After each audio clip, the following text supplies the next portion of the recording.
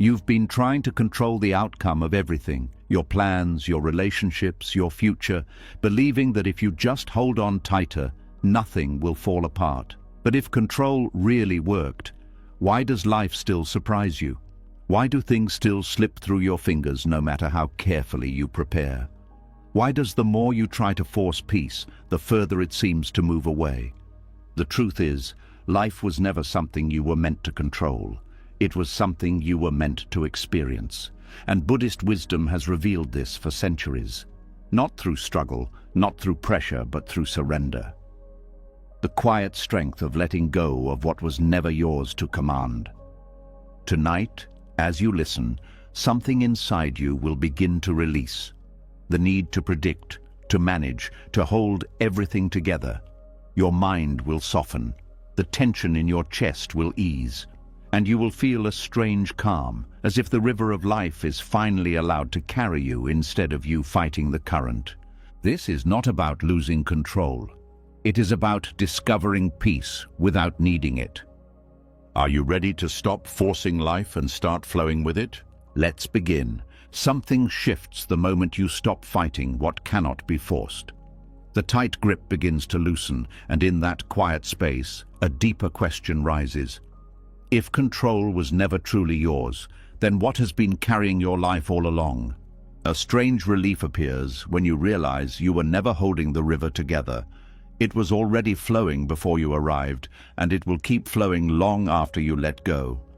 There is a silent exhaustion that comes from trying to manage everything, planning every possibility, preparing for conversations that haven't happened, replaying moments that are already gone. It feels responsible, even necessary, yet it slowly drains the energy meant for living. Many people spend years believing that vigilance will protect them from pain, not realizing that the vigilance itself becomes the pain. Life does not move like a machine waiting for instructions. It moves like water, unpredictable, alive, constantly reshaping its path. You can build walls, redirect streams, try to trap it in containers, but eventually it finds another way. Not because it is against you, but because movement is its nature. From the moment you were born, events began unfolding without your approval. The family you entered, the place you grew up, the timing of opportunities and losses, none of these waited for your permission slip. Even now your heart beats without asking you first. Your lungs fill and empty on their own. The sun rises whether you feel ready or not. There is already an intelligence guiding life that operates beyond personal control. When people try to steer everything, it often comes from fear disguised as responsibility. Fear of loss, fear of uncertainty, fear of being hurt again. Control becomes a shield that promises safety. But shields are heavy, and carrying them all the time leaves no hands free to receive anything new. There is a quiet tragedy in missing the present moment because your attention is locked on what might happen next. A conversation with a loved one passes by while your mind is calculating future scenarios. A beautiful afternoon fades unnoticed because you are rehearsing possible problems. Control steals the only time that is actually real, now. Buddhist teachings speak gently about this, not as a command, but as an invitation. They point out that suffering often comes from resisting the flow of reality, not from pain itself, but from the insistence that life should be different than it is. When you argue with reality, you fight a battle that cannot be won, and the exhaustion that follows feels personal, even though it isn't. Think of how many times you tried to force an outcome, only to discover that the result came from somewhere else entirely. Relationships that ended despite your effort to hold them together. Opportunities that appeared when you had stopped searching. Solutions that arrived the moment you surrendered the need to solve everything immediately. These moments reveal something important. Life responds to participation, not domination. The illusion of steering comes from mistaking influence for control. You can guide your actions, choose your responses, plant seeds of intention, but you cannot command the weather that determines how those seeds grow. You cannot force other people's hearts to move in a certain direction. You cannot freeze time at the moment you feel safest. There is also a quiet arrogance hidden inside the need to control everything, though it rarely feels like arrogance. It feels like survival, yet it assumes that the mind can predict a future shaped by millions of invisible variables. Every person you will meet, every decision they will make, every event unfolding across the world, all interacting in ways too complex to track. Trying to control outcomes in such a system is like trying to direct the path of the wind with your hands. Letting go does not mean becoming passive or careless. It means understanding the difference between effort and attachment. You can act with full sincerity, give your best energy, speak your truth, and still release the demand that life must respond in a specific way. This is the paradox that creates peace, doing without gripping. When you stop trying to steer the entire river, you begin to feel the current supporting you. Decisions become clearer because they are not clouded by panic. Conversations become more honest because you are not trying to manipulate reactions. Even failures soften because they are seen as turns in the river, not evidence that you are lost. There is a kind of freedom in admitting that you do not know how everything will unfold. It removes the pressure to perform certainty. It allows curiosity to replace fear. Instead of bracing for impact, you start observing the movement of life with interest. What once felt threatening begins to feel mysterious in a peaceful way. Many people discover too late that control kept them from fully living. They postponed joy until conditions were perfect. They delayed risks until guarantees appeared. They waited for a future that never stabilized enough to feel safe. In trying to secure life, they accidentally postponed it. Nature offers quiet lessons about this everywhere. Trees do not resist the changing seasons. Rivers do not mourn the shape they had yesterday. Clouds do not cling to the sky once the wind begins to move them. There is a natural intelligence in allowing transformation, even when it looks like loss. Human beings, gifted with memory and imagination, often struggle more because they can replay the past and rehearse the future endlessly. This mental time travel creates the illusion that everything can be prepared for. But preparation cannot replace presence. Life is experienced forward, one moment at a time, not solved like a puzzle before it happens. When you release the illusion of steering, something unexpected happens. Gratitude becomes easier. Not forced gratitude, but the kind that arises when you see how much has been carrying you without your awareness. The people who showed up at the right time, the strength that appeared during hardship, the quiet resilience that kept you moving even when you felt lost. You start to notice that control was never protecting you from pain anyway. Difficult moments arrived regardless. The difference now is that you are not adding extra suffering by resisting them. Pain moves through you instead of becoming stuck inside a story about how things should have been different. Trust begins to grow, not as blind optimism, but as a grounded confidence that you can meet whatever comes. You realize that you have survived uncertainty before.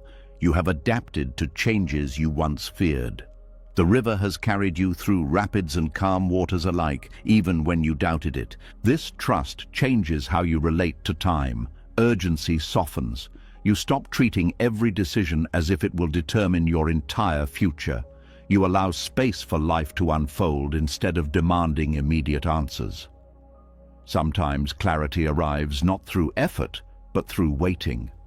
Relationships also transform when you stop trying to control outcomes.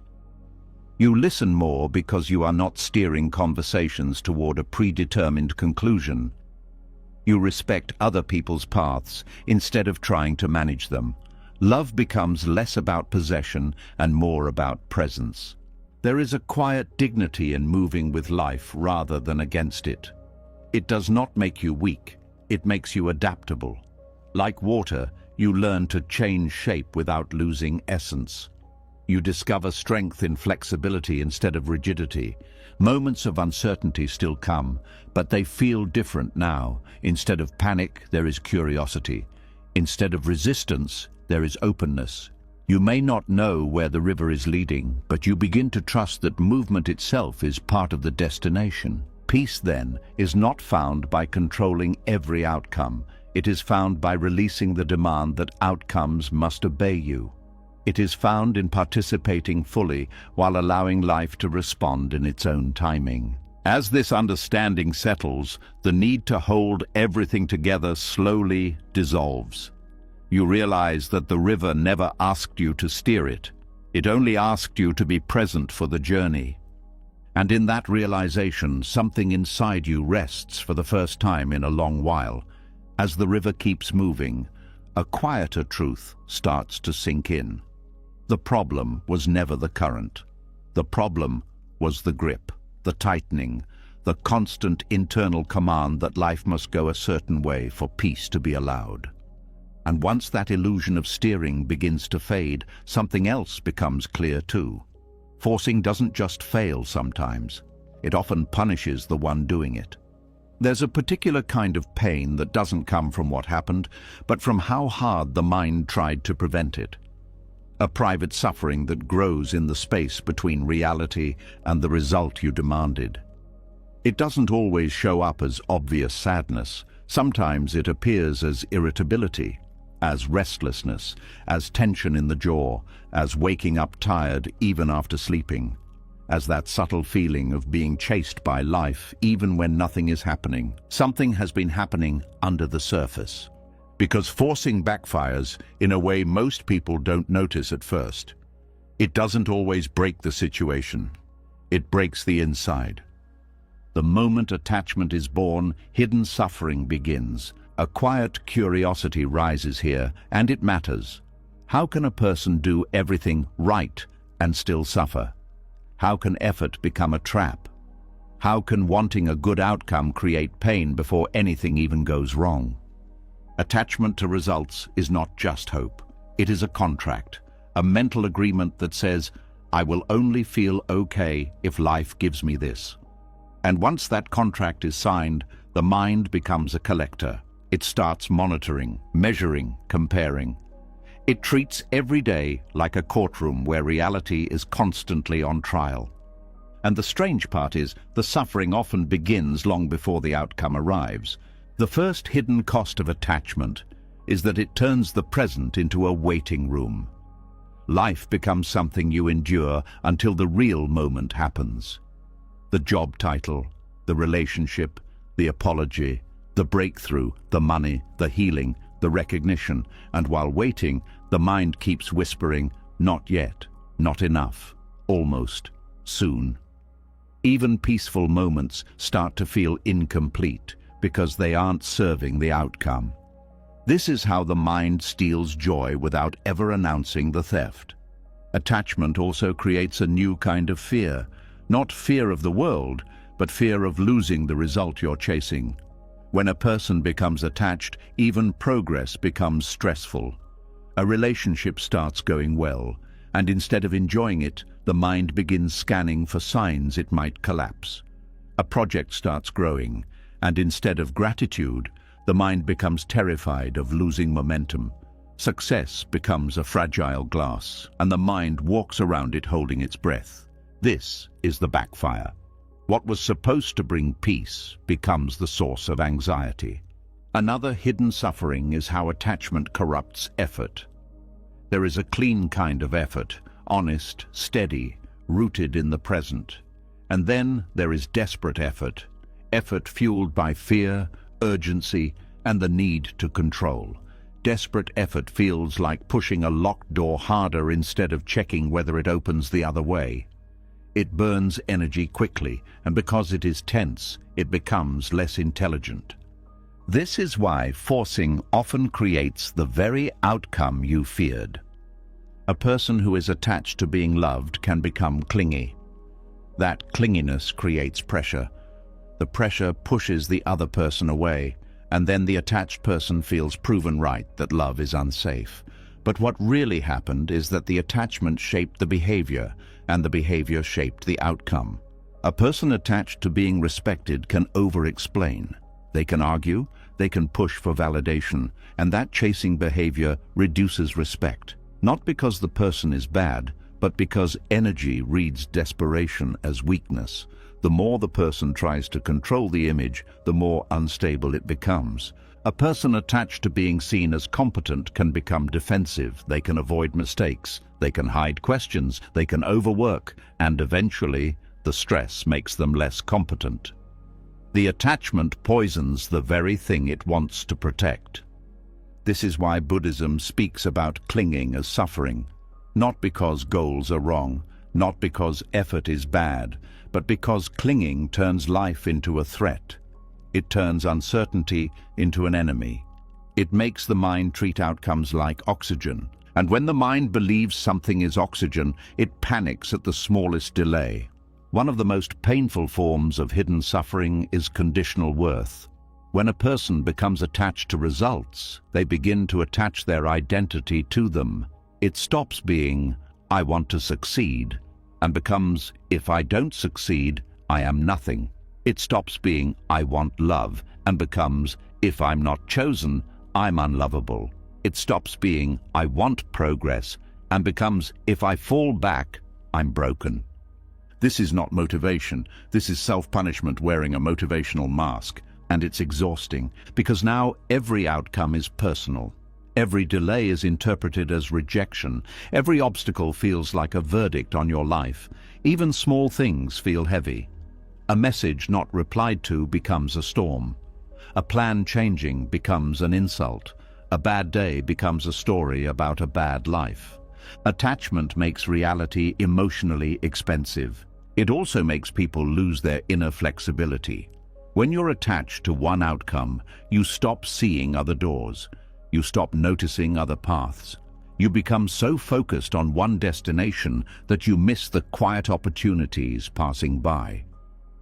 The mind becomes narrow, and narrow minds suffer because they can't adjust. A tree survives storms because it bends. A rigid branch snaps. In the same way, the mind that clings becomes brittle. When life changes, it breaks. Another way forcing backfires is that it teaches you to disrespect timing. There is timing in everything, not the kind you can control, but the kind you can learn to cooperate with. Growth has seasons, relationships have rhythms, healing has waves, learning has plateaus. Attachment hates plateaus. It thinks stillness means failure. So it forces movement, even when the soul needs rest. It forces conversations, even when silence would heal. It forces decisions, even when clarity needs time. Then the person ends up exhausted, confused, and resentful, not because life is cruel, but because they tried to harvest fruit before the tree was ready. When you force, you also lose sensitivity. You stop listening to the quiet signals. The body says, "Slow down," but attachment says, "Not now." The heart says, "This doesn't feel right," but attachment says, "Keep going, the outcome is close." The intuition says, "Let it be," but attachment says, "Fight harder." This is how people walk into pain with open eyes. And still the mind will say, "I had no choice." But there was always a choice. It just didn't feel safe because the mind was addicted to the result. This is an important word, addiction. Attachment to results can behave like an addiction because it creates emotional dependency. The mind starts needing the outcome to regulate itself. If progress happens, the mind feels relief. If progress doesn't happen, the mind panics. This is a fragile way to live, because life is not stable enough to hold your emotional balance for you. Buddhist surrender is not about becoming careless. It is about rebuilding emotional stability inside yourself, so outcomes are no longer the controller of your peace. Because peace that depends on outcomes is not peace. It is a pause between storms. Real peace is what remains even when outcomes change. So what does it look like to release attachment without losing ambition, without becoming passive, without pretending you don't care? It begins with a simple shift. returning effort to the present moment. Instead of obsessing over results, focus on right action. Right action means doing what is wise now, not what guarantees the future. It means speaking honestly without trying to control how it lands. It means showing up consistently without demanding instant reward. It means improving daily without needing applause. When you practice this, your mind slowly learns a new trust. I can act fully, and I can let go fully. This creates a clean feeling in the chest, a steadiness, a lighter relationship with life. Another practice is learning to notice the emotional tightening. Attachment has a physical signature. You can feel it. It often shows up as tension, a contracted stomach, a clenched jaw, a shallow breath, a restless need to check, to confirm, to control. When you notice that tightening, it is a signal, not a command, a signal that says, the mind has started believing peace is outside. The moment you notice it, you can soften it, not by forcing softness, but by allowing, by exhaling, by relaxing the body, by reminding yourself, I can survive uncertainty, by letting the nervous system learn that not everything needs to be solved right now. This is how surrender becomes real, not as an idea, but as a bodily release. There is also the practice of accepting that outcomes are not always proof of your worth. Sometimes you do everything right and life still says no, not as punishment, but as redirection, not as rejection, but as protection, not as failure, but as timing. This is hard to accept when the mind is attached, because attachment assumes it knows what is best. It assumes this outcome is happiness. But life often reveals later that outcome would have broken you. Many people can look back and see it clearly. The relationship they begged for that would have destroyed their peace. The opportunity they chased that would have trapped them. The door that closed that felt cruel in the moment, but saved them from a future they weren't ready for. Attachment cannot see this. It only sees now. Surrender sees beyond now, even when it doesn't know the full picture. A powerful part of surrender is allowing life to be larger than your mind. The mind is useful, but it is not all-knowing. It is a small flashlight, not the sun. It lights a few steps ahead, and then it panics about the darkness beyond. Surrender is trusting that the path continues even when your flashlight cannot see it. This brings you back to the river. If you stand at the edge of a river and try to control it with anger, it will not obey. If you try to control it with fear, it will not soften. If you try to control it with force, you will only exhaust yourself. But if you learn the river, if you study its movement, respect its strength, and cooperate with its flow, you can travel far without breaking yourself. This is the Buddhist approach to life, not domination, harmony, not obsession with results, presence in action, not clinging, trust. And the hidden suffering begins to dissolve when you stop making outcomes the manager of your happiness. Because the deepest relief is not getting what you want. The deepest relief is no longer needing life to go a certain way to be okay. When that happens, effort becomes lighter, love becomes freer, plans become tools instead of chains. And even uncertainty becomes less threatening because it is no longer treated like a disaster. It becomes a teacher. And right here, in this moment, there is a gentle question that changes everything. What if peace is available now, not after the outcome? When that question enters the mind, the grip loosens again, and the river keeps moving, but this time you are not fighting it. You are finally learning how to float. As the struggle to force outcomes begins to fade, another discomfort quietly surfaces, the ache of things that never concluded. Not everything in life wraps itself neatly. Some conversations end mid-sentence. Some relationships dissolve without a final explanation. Some dreams pause in a place that has no clear name. And once you stop exhausting yourself trying to control what happens, you are left standing in front of something even more unsettling, the unfinished. There is a particular kind of silence that follows when closure never comes. It lingers longer than noise. It follows you into ordinary moments. It shows up when you least expect it, like a book left open on a table that no one returns to finish. Somewhere inside, a quiet question begins to form. Can peace exist without resolution? A strange tenderness lives in the spaces where stories stop without warning. Most people spend years trying to rewrite those endings in their minds, replaying scenes, inventing explanations, constructing imaginary conclusions that might finally let them rest. The mind does this because uncertainty feels like danger. It prefers a painful answer over no answer at all. At least pain has edges. The unfinished has none. Yet life is filled with things that never reach a satisfying final chapter. Friendships fade without conflict. Opportunities disappear without explanation. Apologies never arrive. People change direction without informing the ones left behind. Even parts of yourself, old ambitions, former identities, plans you once believed in, quietly fall away without ceremony. No official ending, no closing speech, just absence where something used to be. The difficulty is not only that these endings are unclear, but that they challenge the belief that life should make sense.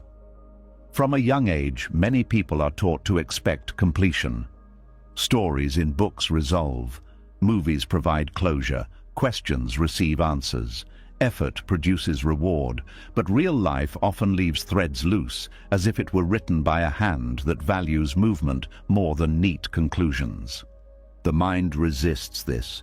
It searches for missing pieces, as if solving a puzzle will restore control. It wonders what could have been said differently, done earlier, understood sooner. It reconstructs the past repeatedly, hoping a new angle will produce an ending that never existed. This is where hidden suffering lives, not in the event itself, but in the refusal to accept that the event will remain incomplete. Buddhist wisdom speaks gently here, pointing toward a truth that feels uncomfortable at first. Closure is not something life always gives. Sometimes closure is something you grow into, not through answers, but through acceptance of not knowing.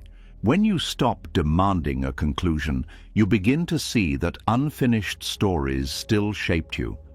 A relationship that ended without explanation may have taught you tenderness, boundaries, or resilience.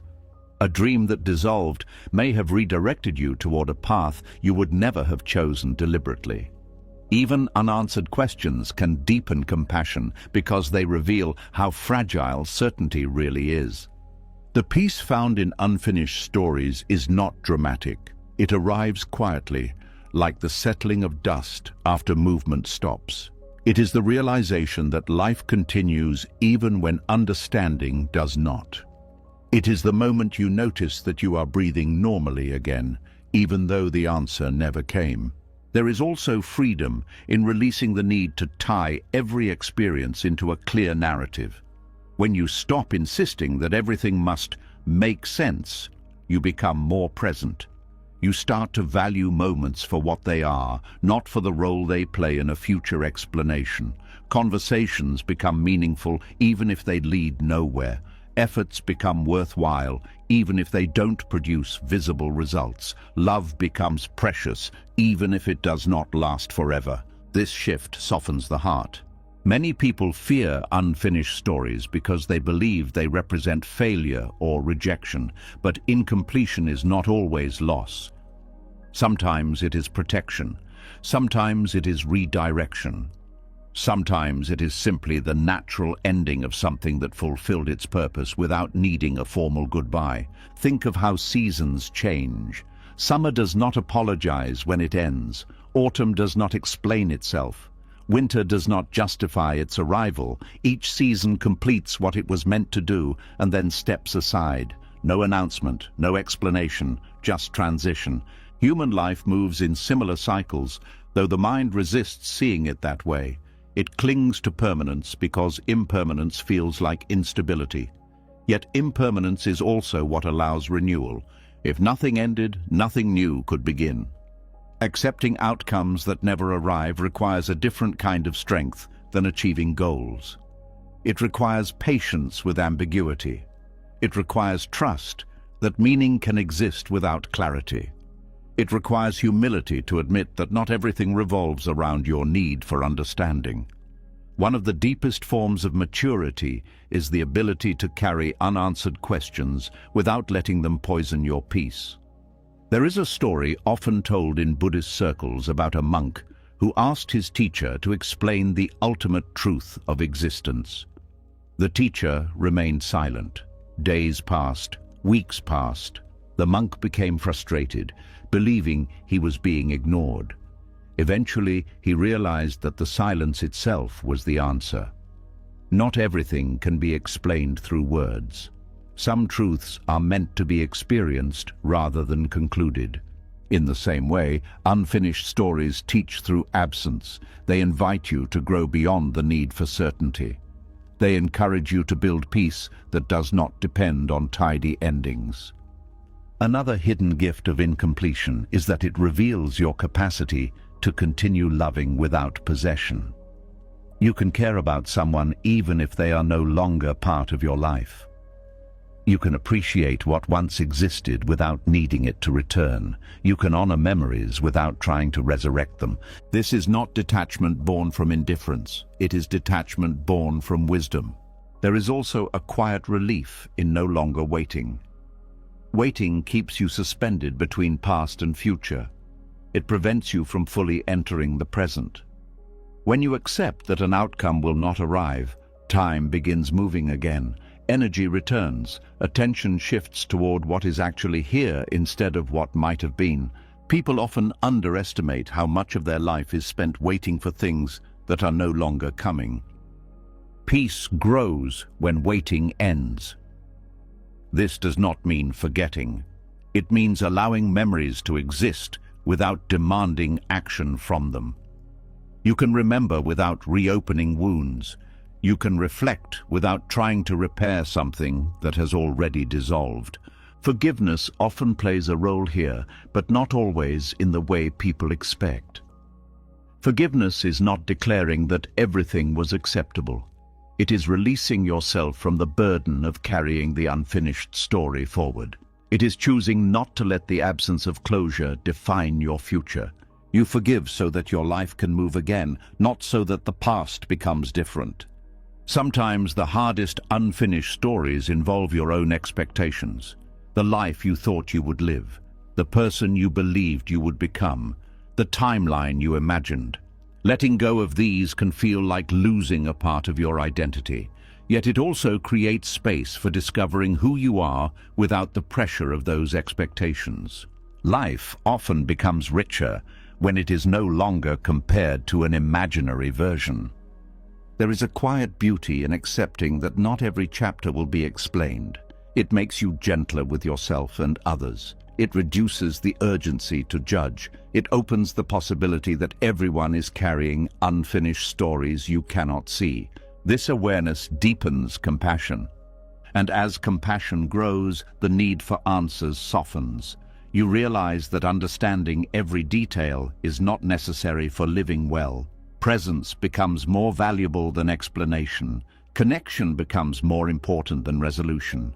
In this space, peace feels less like a victory and more like a return to the simple fact that life is happening now, not in the version of the story you wished had unfolded. You begin to trust that meaning is not only found at the end of things, it exists throughout the journey, even when the destination remains unclear. And something unexpected happens. Unfinished stories stop feeling like open wounds and start feeling like quiet teachers. They teach patience. They teach humility. They teach the art of letting life remain mysterious without trying to solve it. As this understanding settles, the need to chase closure fades. You stop asking life to rewrite the past. You stop negotiating with what already happened. You stop searching for missing pieces in places that no longer exist.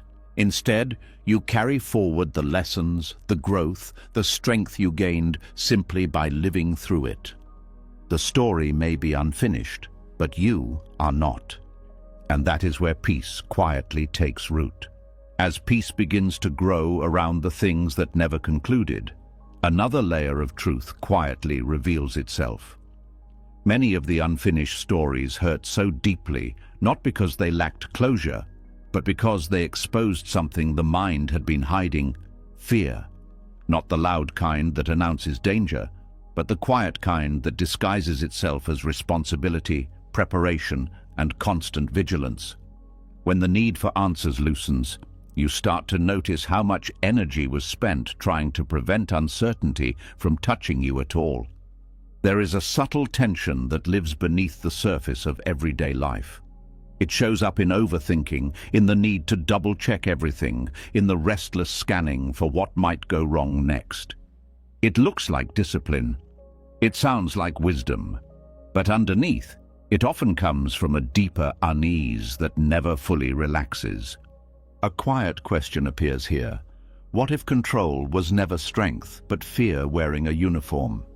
There is a kind of planning that feels calm and grounded. It prepares without panic.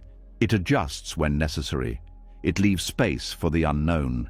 But there is another kind that feels urgent, tight, and endless. It runs in circles, trying to predict every possible outcome, every possible reaction, every possible mistake before it happens.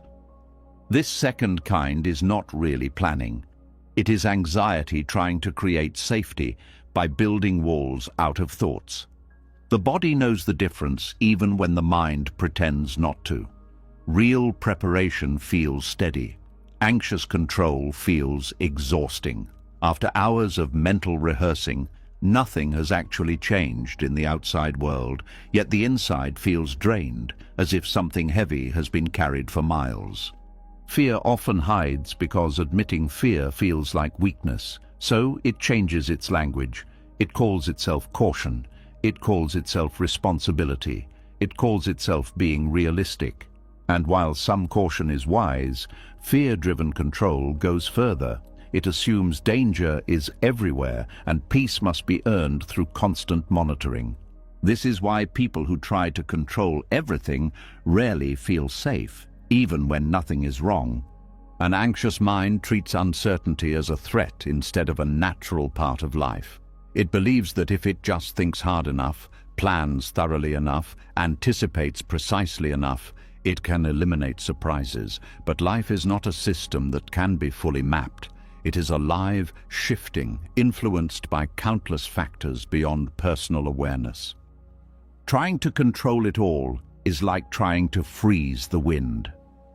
Fear also creates the illusion that you are alone in managing existence. It whispers that if you stop planning for a moment, everything will collapse. It convinces you that rest is dangerous, that relaxation is careless, that letting go means losing everything you care about.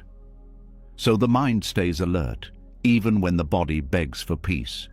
Over time, this constant alertness becomes normal. You forget what true calm feels like.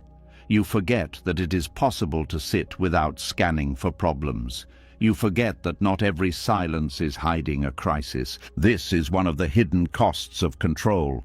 It trains the nervous system to live in a state of subtle alarm. Many people discover this only when their bodies begin to protest. Tight shoulders, shallow breathing, difficulty sleeping, racing thoughts that refuse to quiet down even when the day is over. These are not random discomforts. They are signals that the system has been pushed beyond its natural rhythm. Fear-driven control also interferes with trust, not only trust in others, but trust in life itself. When you are constantly planning for worst-case scenarios, you stop noticing how often things actually work out. You overlook the support that appears unexpectedly.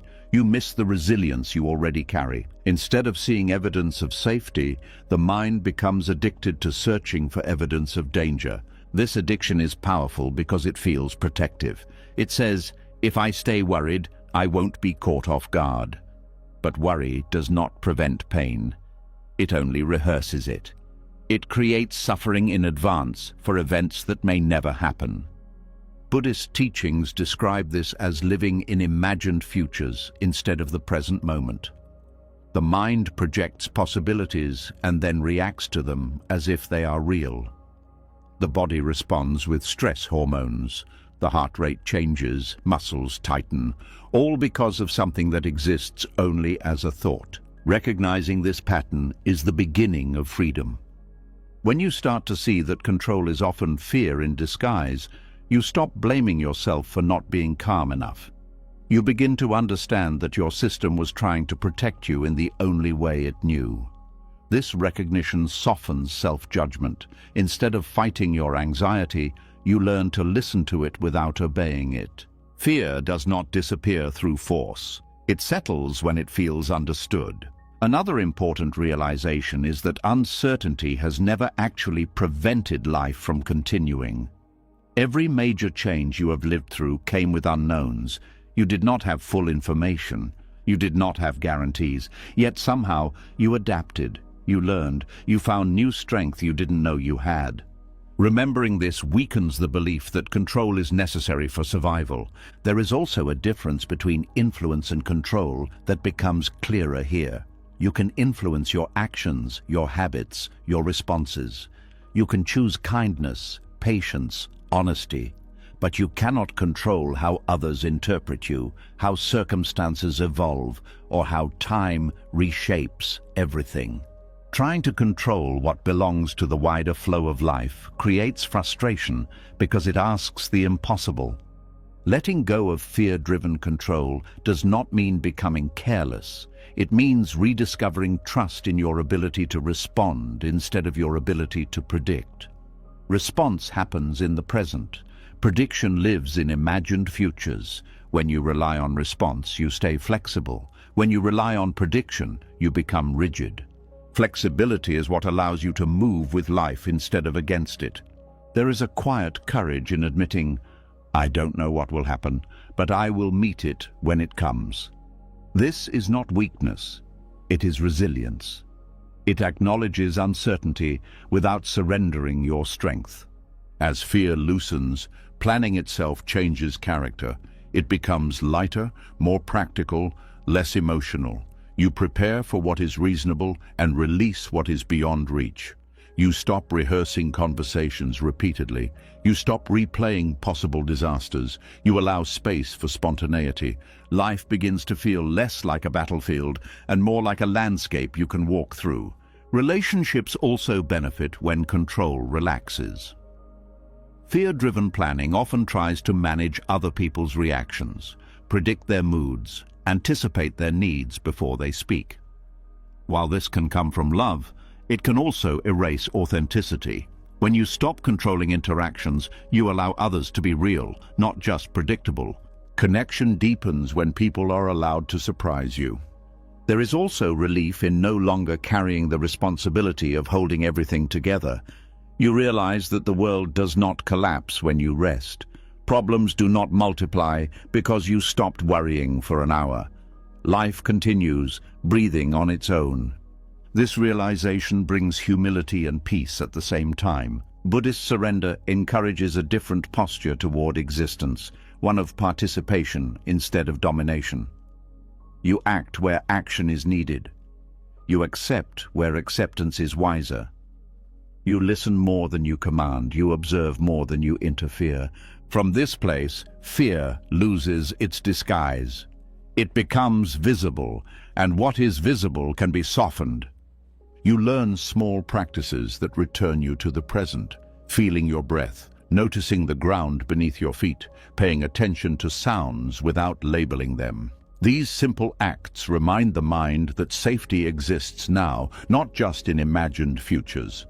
Gradually, the nervous system relearns how to rest, and as rest returns, clarity follows. Decisions become easier because they are not clouded by panic.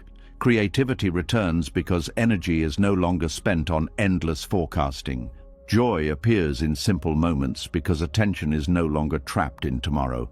You begin to experience life directly, again.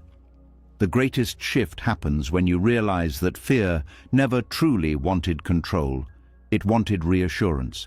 It wanted to know that you would be okay no matter what. And the reassurance comes not from perfect plans, but from recognizing your capacity to endure, adapt, and continue. You have already survived uncertainty. You have already navigated loss, change, confusion. This evidence is stronger than any prediction. Control loses its appeal when you trust yourself. In that trust, something quiet opens, a willingness to live without constant defense, a readiness to experience life as it unfolds rather than as it is calculated. A sense that peace is not found at the end of perfect planning, but in the middle of honest living. Fear may still visit, but it no longer runs the house. And as this understanding settles, you notice a softness in your days, less urgency, less pressure, more space between thoughts, more patience with yourself and others. The world has not become safer, but you have become calmer within it. This calm is not fragile because it is not based on control. It is rooted in acceptance of what cannot be controlled and confidence in what can. From here, surrender no longer feels like loss. It feels like returning something heavy you were never meant to carry. And in that return, the heart finally learns how to rest without scanning the horizon for the next storm. As the need to control begins to loosen and fear stops disguising itself as constant planning, another hidden tension reveals itself, the exhausting effort to manage how others see you. Even after learning to release outcomes and uncertainty, many people still carry one last burden, the need to be understood exactly as they are by everyone, all the time. And when that understanding doesn't come, the mind rushes to fix it, explain it, defend it, correct it. There is a quiet fatigue that comes from trying to edit your own image in other people's minds. A subtle ache appears here. What if peace doesn't require being understood? There is something deeply human about wanting to be seen correctly, to feel known without distortion, to believe that your intentions, your effort, your heart will be recognized. But life does not guarantee this kind of clarity. Every person looks through their own lens, shaped by their past, their fears, their expectations. Even when you speak carefully, something different may still be heard. Even when you act sincerely, something else may still be assumed. Misunderstanding is not always a failure of communication. Sometimes it is simply the limit of perspective. When you try to control how others perceive you, you enter a maze with no exit. You begin adjusting your words constantly, rehearsing explanations, replaying conversations afterwards, searching for mistakes. You monitor expressions, tones, pauses, wondering what they meant. You carry invisible scripts in your head, preparing for situations that might never happen. Over time, this becomes a second job, managing impressions instead of living. The suffering here is subtle because it looks like kindness or maturity. It appears as patience, diplomacy, emotional intelligence. But underneath, there can be anxiety, the fear that if you are misunderstood, you will be rejected, judged, or abandoned. This fear often begins early. Many people learn that acceptance depends on being interpreted correctly. They learn to explain themselves before anyone asks. They learn to smooth tension before it escalates. They learn to over-clarify so nothing can be twisted. These strategies can be useful in difficult environments, but they become heavy when carried into every relationship. Not every misunderstanding is dangerous. Sometimes letting someone misunderstand you is the only way to remain peaceful. Buddhist wisdom points toward a radical idea. Your inner state does not need universal approval to be valid. You do not need everyone to see you accurately for you to live truthfully. When you release the need to be seen correctly, you stop handing your peace to other people's interpretations. You reclaim something that was always yours, your own clarity. One of the hardest lessons is accepting that some people are committed to misunderstanding you because it fits their story. If they see you as selfish, they will filter your kindness through suspicion. If they see you as weak, they will interpret gentleness as incapacity. If they see you as difficult, even your silence may be labeled as resistance. Trying to correct these narratives can become endless. There is freedom in realizing that not every opinion needs to be corrected. Not every assumption needs to be challenged. Not every false story needs your participation. Silence, in some situations, is not surrender. It is dignity. When you stop chasing validation, something interesting happens. Your energy returns. The hours spent explaining, clarifying, defending, and proving yourself become available again. You can use that energy to build your life instead of maintaining an image. This shift changes relationships too. People who truly care about you will seek understanding without needing constant reassurance. They will ask instead of assume. They will listen instead of project. And those who are not willing to do this reveal themselves naturally, without confrontation. Misunderstanding becomes a filter instead of a threat. Another hidden freedom is authenticity. When you are not busy managing perceptions, you can speak more honestly. You can express uncertainty without dressing it up as certainty. You can change your mind without fearing accusations of inconsistency. You can grow without announcing every step to make sure it is approved. You become less performative and more real. This authenticity feels lighter because it does not rely on perfect interpretation. You say what you mean, act according to your values, and allow the rest to unfold. Some will understand, some won't. Your responsibility ends at sincerity, not at controlling reactions. There is also peace in accepting that you may never fully understand how others see you, and that this is okay. People carry histories you cannot see. They respond from wounds you did not create. They project fears that have nothing to do with you. When you stop personalizing every misunderstanding, compassion becomes easier. You recognize that others are navigating their own inner landscapes, just as you are. Letting people misunderstand you does not mean tolerating disrespect or abuse. Boundaries still matter. But boundaries can be set without lengthy justification. A simple no does not require a detailed defense. Walking away from harmful dynamics does not require convincing the other person that your decision is valid. Sometimes the most powerful explanation is a quiet departure. This lesson is especially important for those who are sensitive or deeply reflective.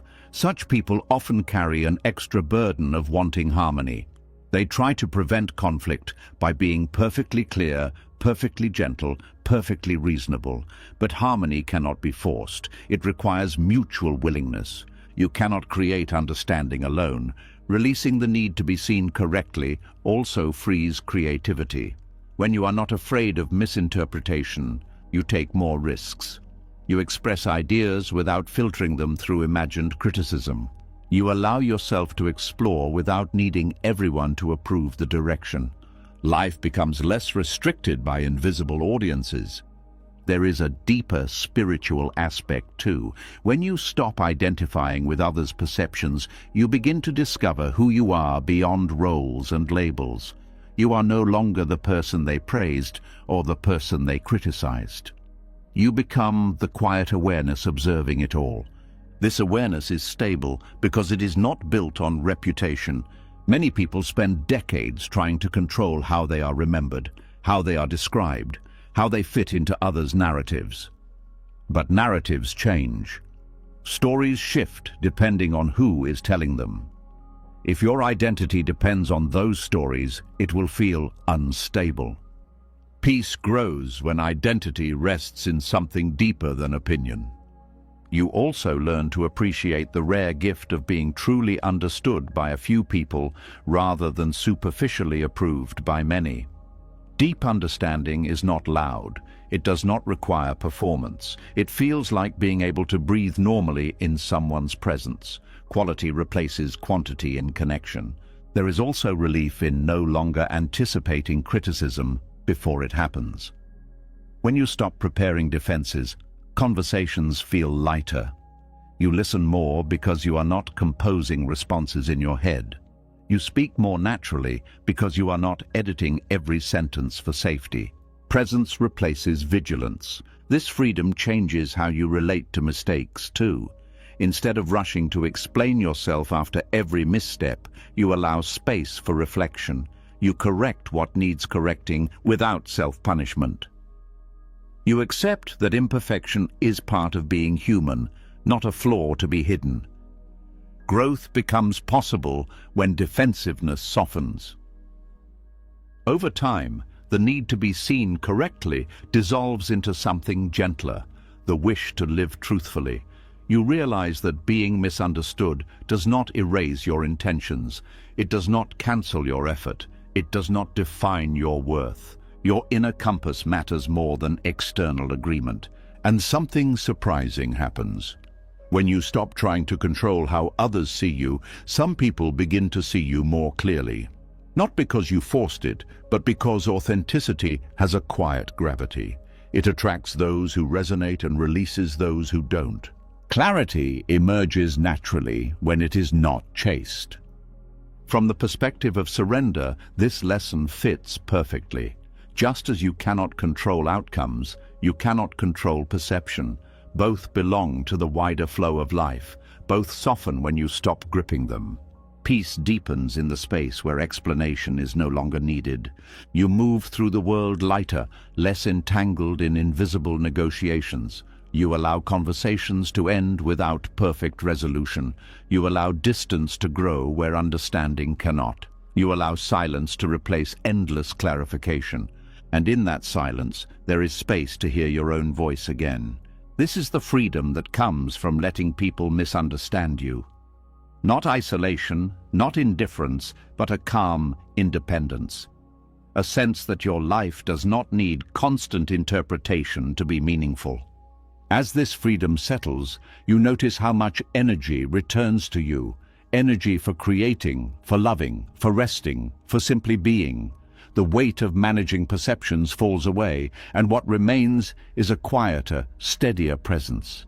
You are no longer trying to be seen correctly. You are simply living correctly according to your own truth. And in that shift, something inside finally relaxes, not because the world has become clearer, but because you no longer need it to be. As the need to control how others see you begins to loosen, another pressure slowly comes into focus. The quiet panic about time. Even when you stop forcing outcomes and stop chasing perfect understanding, there can still be a restless voice inside asking, why isn't this happening yet? It measures your life against invisible deadlines, compares your progress to others, and turns waiting into something that feels like failure. There is a particular kind of anxiety that comes not from what is happening, but from when it is happening. A subtle unease appears here. What if life is not late, but unfolding at a pace you were never meant to control? From a young age, many people are taught that life should follow a predictable schedule. Study by this age, achieve by that age, build relationships, careers, stability, meaning, all within a timeline that rarely accounts for the complexity of being human. When life moves differently, the mind interprets it as delay, as if existence were a train you somehow missed. But growth does not follow clocks. It follows readiness. Nature offers quiet proof of this everywhere. Seeds do not sprout because they are impatient. They sprout because conditions are right. Winter does not rush into spring because someone is tired of the cold. Rivers do not flow faster because travelers are eager to arrive. There is a natural intelligence in timing that operates beyond personal urgency. Human beings struggle with this because awareness of time creates pressure. You can count the years. You can compare your path to others. You can imagine futures that seem to be approaching too slowly. This awareness can become a source of suffering when it turns into self-judgment. The mind begins to whisper that you are behind. Surrendering the timeline is not about abandoning effort. It is about releasing the belief that effort must produce immediate visible results. Some changes happen quietly beneath the surface long before they appear outwardly. Healing, maturity, wisdom, emotional strength. These often develop in silence, without announcements or milestones. A person may feel stuck while actually undergoing deep transformation that cannot yet be seen. This hidden work can feel frustrating because it does not satisfy the mind's need for progress markers. There are no trophies for learning patience, no applause for developing resilience, no visible proof that your understanding of life has deepened. Yet these inner shifts shape everything that comes later. Rushing this process can distort it. When people try to force growth, they often skip necessary experiences. They chase shortcuts, adopt identities that have not fully matured, or pursue goals that their inner world is not prepared to sustain.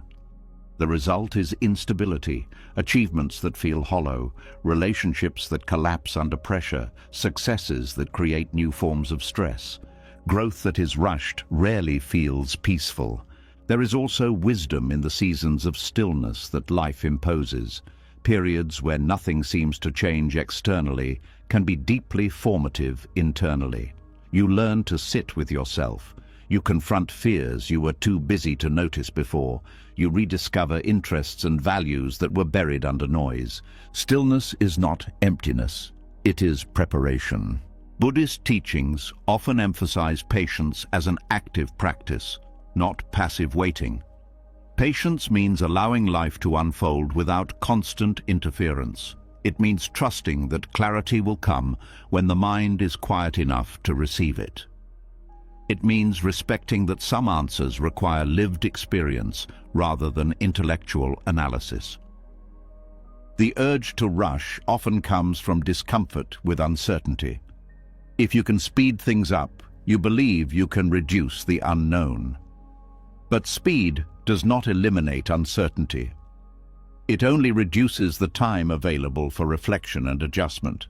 Trusting the timeline means learning to coexist with uncertainty instead of trying to outrun it. Comparison is another source of pressure that dissolves when surrender deepens. When you constantly measure your life against others, you forget that their timelines include struggles you cannot see. You see their milestones, not their doubts. Their outcomes, not their internal battles. Every path carries invisible work. When you stop comparing, your attention returns to your own journey. You notice the small ways you have grown, the ways you respond differently to challenges than you did years ago, the ways your priorities have shifted toward what truly matters. Progress becomes personal instead of competitive. There is also relief in accepting that some experiences cannot be scheduled. Love cannot be forced to arrive at a convenient time. Inspiration cannot be commanded to appear on demand. Healing cannot be compressed into a predetermined window. These processes have their own rhythms, often influenced by factors beyond your awareness. Respecting those rhythms brings peace. Another hidden gift of surrendering the timeline is the ability to enjoy where you are without constantly treating it as a stepping stone.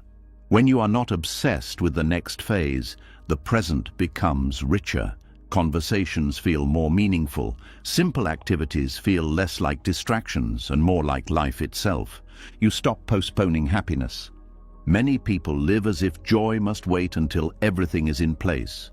Once the goal is reached, once the uncertainty is gone, once the future is secure, but the future never arrives as a stable destination. It keeps becoming the present, carrying new uncertainties with it. Learning to find peace now prevents endless waiting. There is courage in trusting that your path is not a race. It requires confidence that your value does not depend on how quickly you arrive somewhere.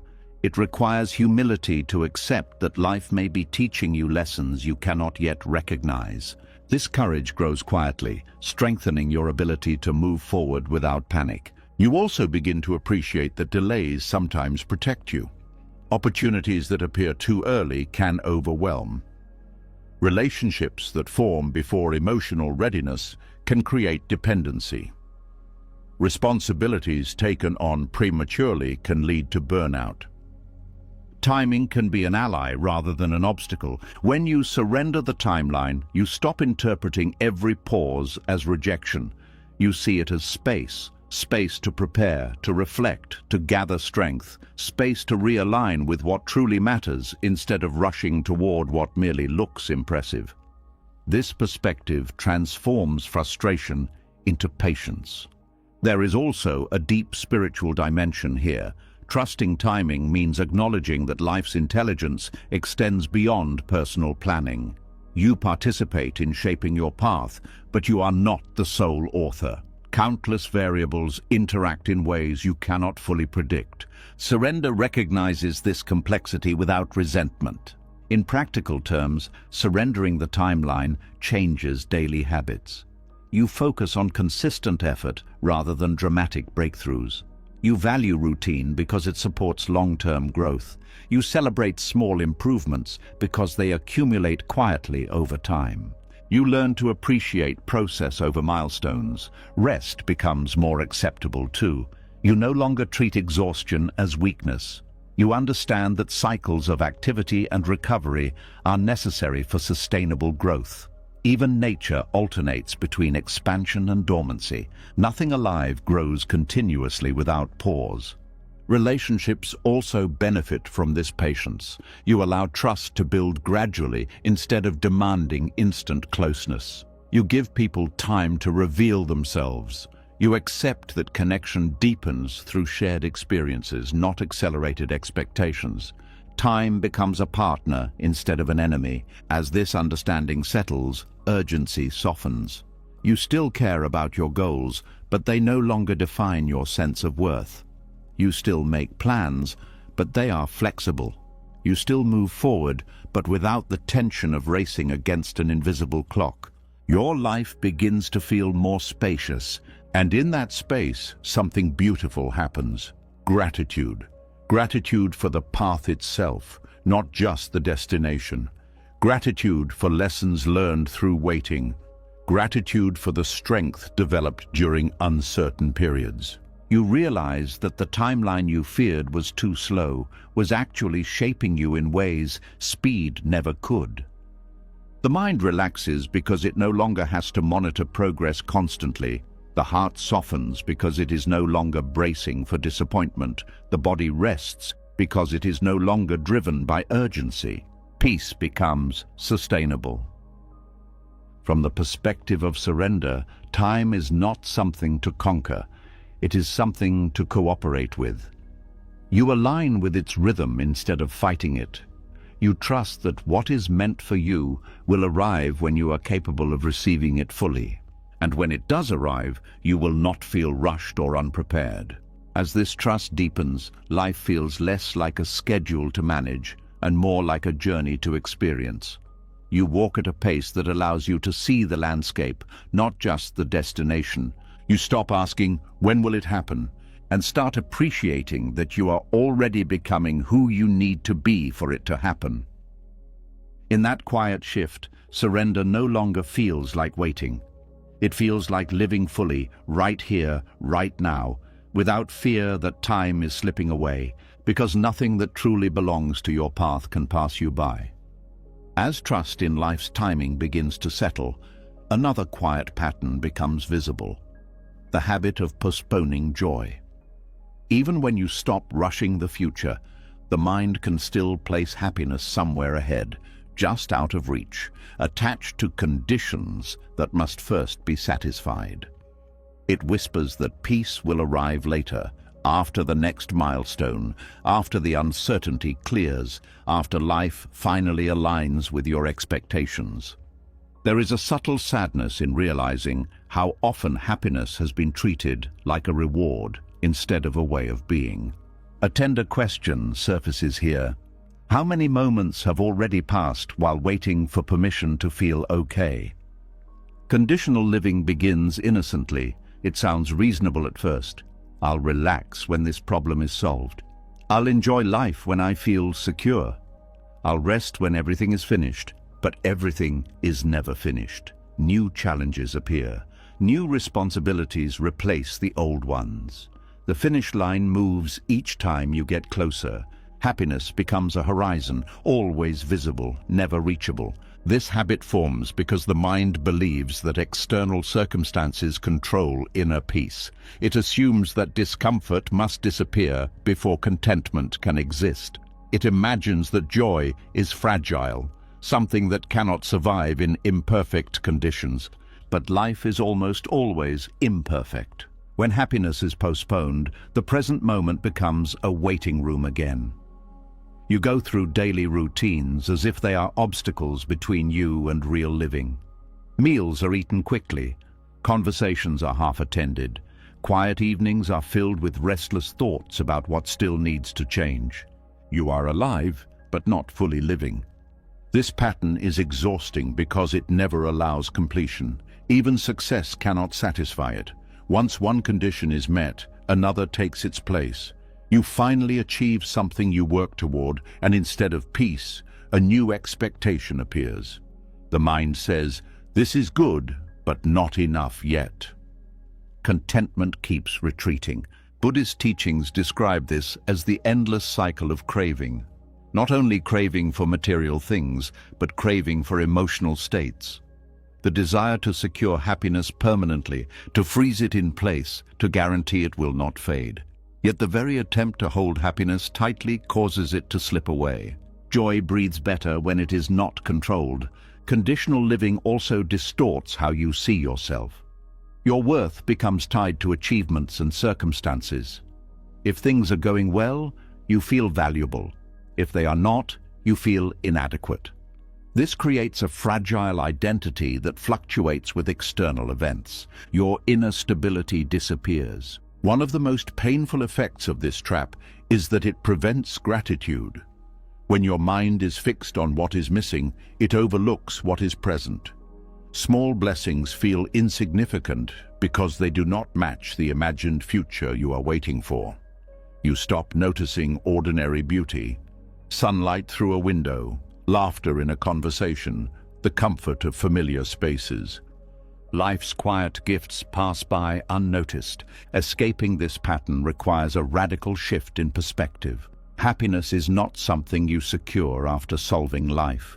It is something you cultivate while life remains unresolved. It grows from attention, from appreciation, from allowing yourself to feel alive, even in imperfect circumstances. This does not mean ignoring problems. It means refusing to let them define the entirety of your experience. There is courage in allowing joy to coexist with uncertainty. It feels vulnerable at first, as if enjoying the moment might tempt fate. But happiness does not attract loss. It simply makes life richer while it is here. You do not have to earn every smile. Another insight emerges when you observe children or animals. They do not postpone contentment until conditions are perfect. They engage fully with what is available: a game, a sound, a simple comfort. Their joy is immediate because it is not negotiated through expectations. This simplicity is not childish. It is wisdom unburdened by overthinking. Adults often lose this ability because they become preoccupied with evaluation. They analyze whether happiness is justified, whether it will last, whether it might disappear. In doing so, they distance themselves from the direct experience of it. Happiness cannot be fully experienced while being monitored. Learning to receive joy without conditions is a practice. It begins with noticing moments of ease and allowing them to exist without commentary. The warmth of a drink in your hands, the quiet after a long day, the feeling of your body resting without urgency. These moments are small, but they are real. They are not waiting for permission. There is also healing in releasing the belief that happiness must be constant to be valid. Emotional life naturally rises and falls. Peaceful days are followed by challenging ones. Calm mornings give way to restless evenings. Accepting this rhythm reduces the pressure to maintain a perfect state. You stop fearing the return of difficulty. Conditional living often involves chasing a version of yourself that does not yet exist. I'll be happy when I become more confident. I'll be happy when I fix everything about myself. This mindset assumes that self-worth lies in the future, not in who you are now.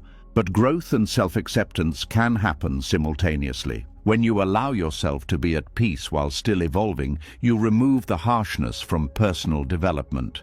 Improvement becomes an expression of care rather than a punishment for inadequacy. You grow because you value yourself, not because you dislike who you are. Relationships also change when you escape conditional living. You stop expecting others to fulfill the role of making you happy. You appreciate them for who they are rather than for how they contribute to your sense of completeness. This creates more genuine connection and less pressure. Love becomes lighter. Another hidden freedom is spontaneity. When you are not waiting for ideal conditions, you become open to unexpected opportunities for joy. A sudden invitation, a spontaneous walk, a conversation that deepens without planning. Life offers these moments frequently, but they are easy to miss when you are focused on the future. Presence makes room for surprise. There is also peace in realizing that the future you are waiting for will eventually become the present. If you cannot be content now, you may not recognize contentment later either. The habit of postponement will simply attach itself to new conditions. Happiness practiced now becomes happiness available later. Gratitude plays a powerful role in this transformation, not forced gratitude, but genuine recognition of what is already sustaining you.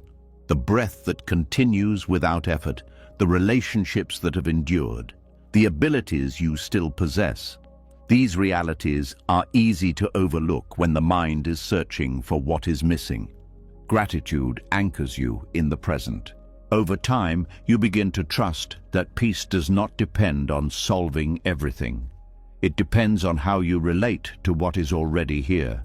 You learn to meet difficulties with steadiness instead of postponing life until they disappear. This steadiness becomes a source of quiet strength. You also discover that joy and sorrow can coexist without canceling each other. You can feel sadness about one part of your life and still appreciate another.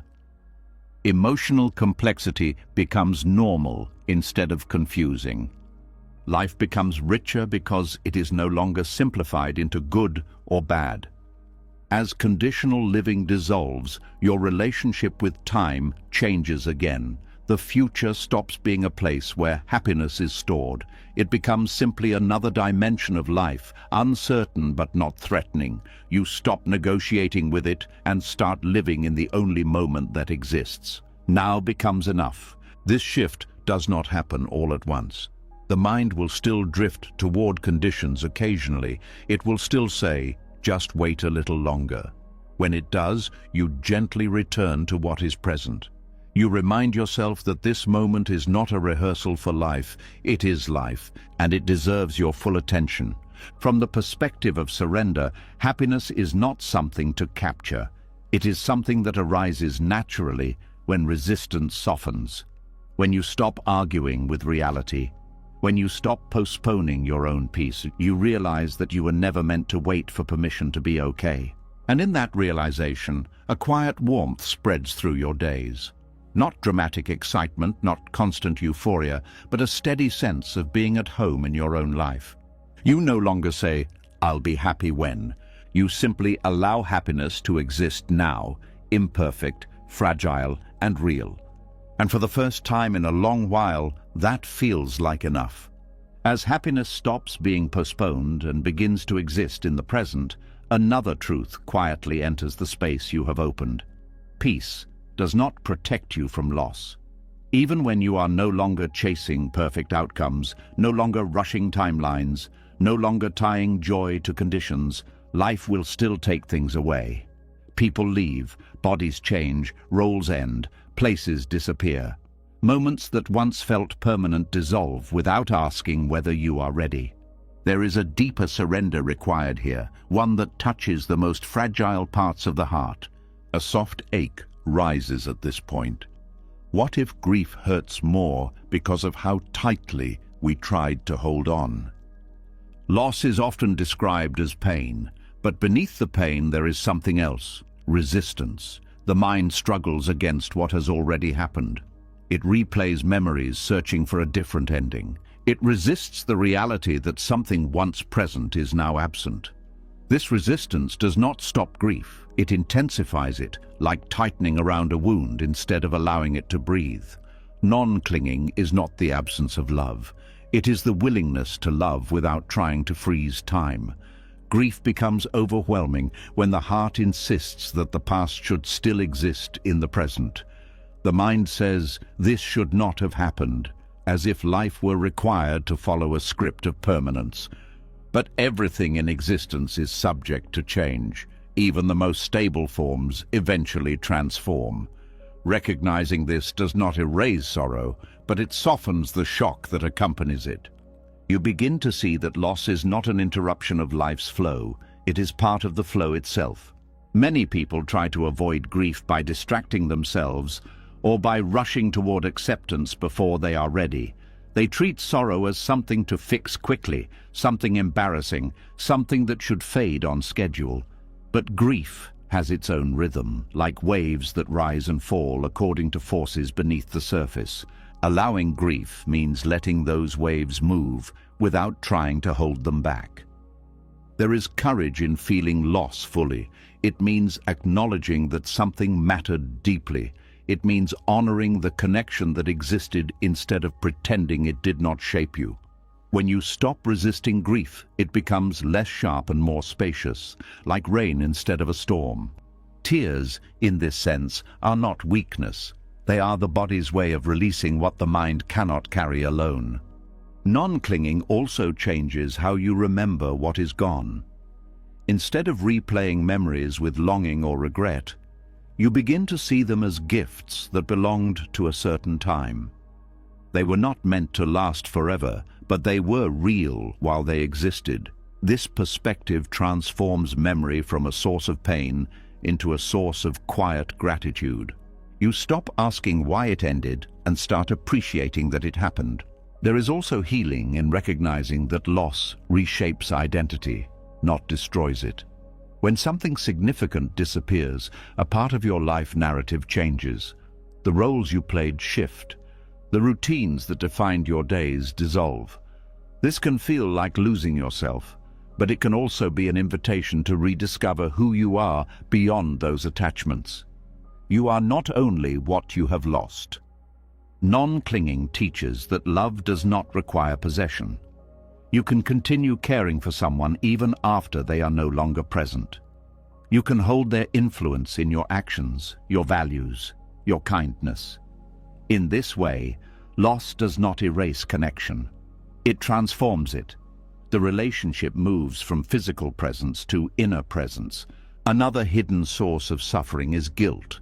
The feeling that you should have prevented the loss or appreciated it more while it existed. This guilt keeps you anchored to the past, replaying scenarios that cannot be changed. Letting go of guilt is part of allowing loss.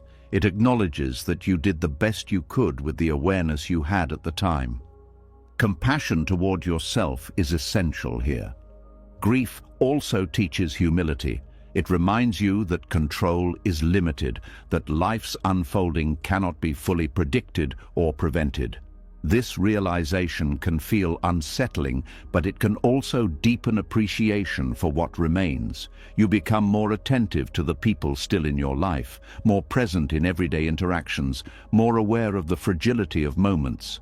Loss sharpens the value of what is still here.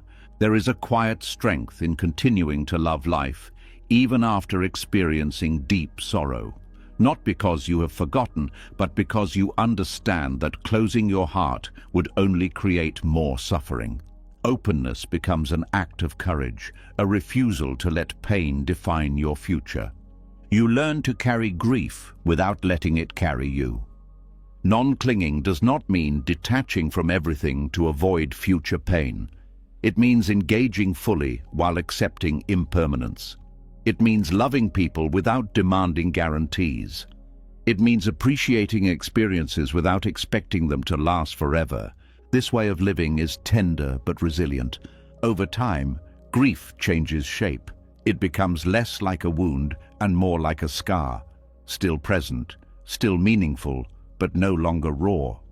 You may notice moments of peace appearing unexpectedly, moments when you can smile at a memory without breaking. These moments are not betrayals of what you lost. They are signs that healing is happening. Healing does not erase love. It allows love to exist without constant pain. There is also wisdom in recognizing that loss connects you to others. Every human being carries some form of grief. When you allow your own sorrow without resistance, you become more compassionate toward the struggles you cannot see in others. Shared vulnerability becomes a bridge rather than a barrier. You realize you are not alone in your suffering. Buddhist teachings often speak of impermanence as a doorway to awakening. When you truly understand that everything changes, you stop clinging to illusions of permanence. You live more honestly, more attentively, more gently. Each moment becomes precious because it is not guaranteed to repeat. Loss, in this sense, deepens appreciation for life. There is peace in accepting that some pain will remain as part of your story. Not all wounds disappear completely. Some become quiet companions that remind you of your capacity to love deeply. Instead of trying to erase them, you learn to live alongside them. Your heart expands to hold both sorrow and peace. Allowing loss without resistance also means trusting that meaning can emerge from suffering, even if it is not immediately visible. You may discover new priorities, new forms of empathy, new sources of purpose. What felt like an ending can quietly become a turning point. Transformation often begins where certainty ends. As you continue to walk forward, you notice that life still offers beauty. Sunsets still happen. Laughter still appears unexpectedly. New connections form. These experiences do not replace what was lost, but they remind you that life continues to unfold. Hope returns gently, without forcing. You learn that letting go is not forgetting. It is releasing the struggle against what cannot be changed. It is choosing peace over endless resistance. It is allowing the river of life to carry both joy and sorrow without trying to separate them. In this surrender, grief becomes less heavy.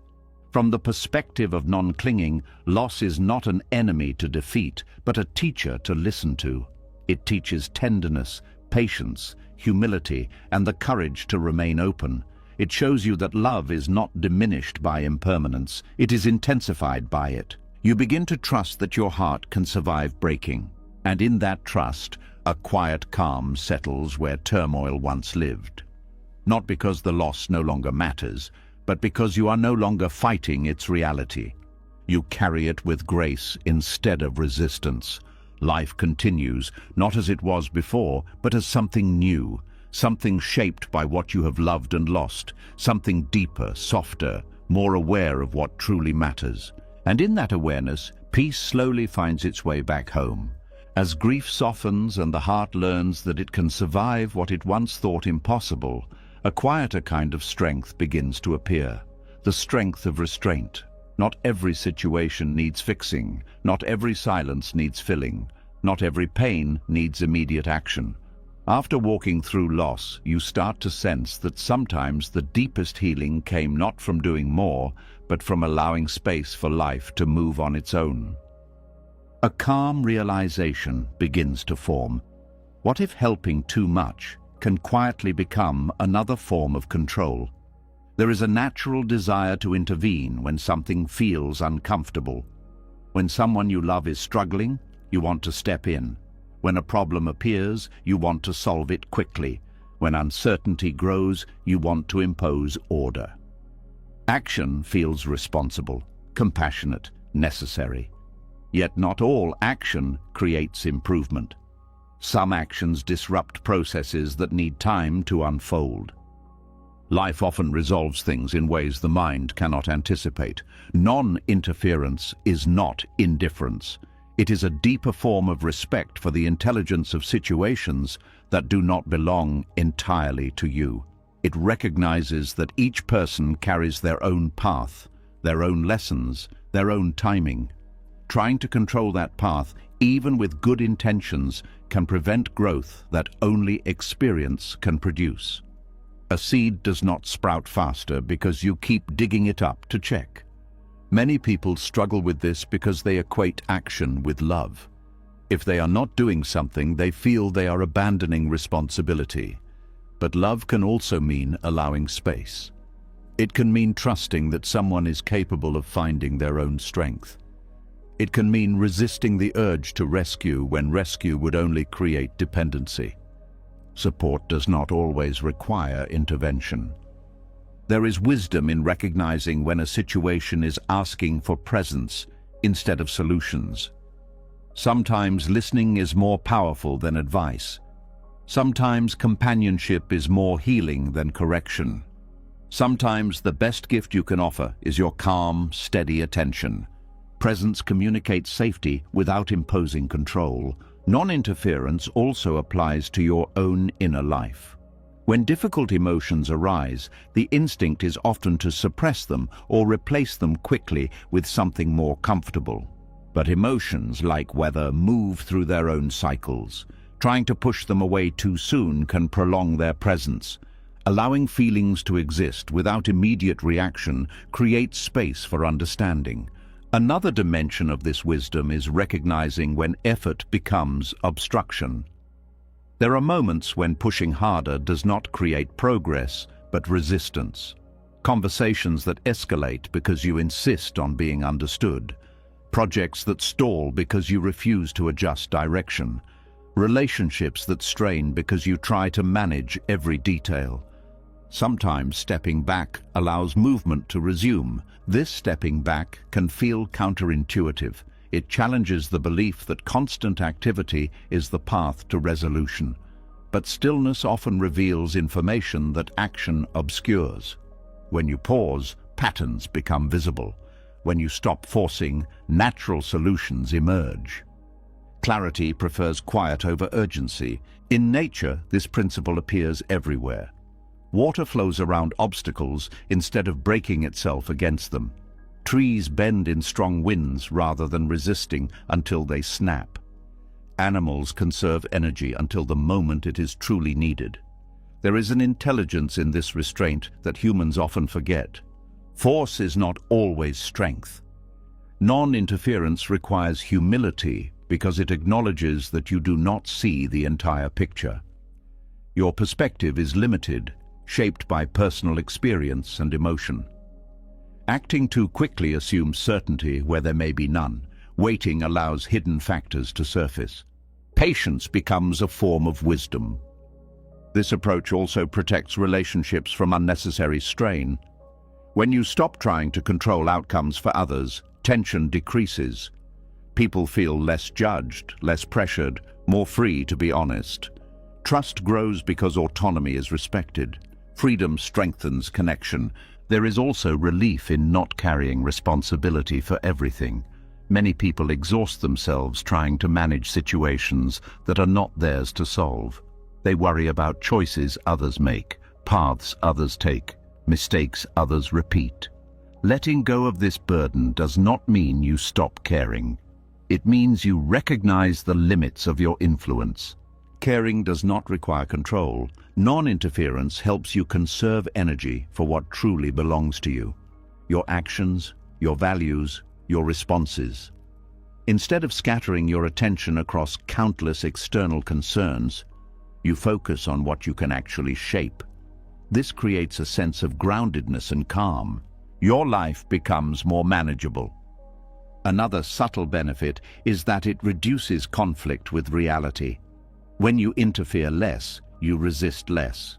You stop arguing with circumstances that cannot be changed immediately.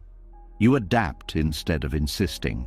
This adaptability allows you to move with life's currents rather than against them. Movement becomes smoother. There are moments when action is necessary, of course. Non-interference is not passivity.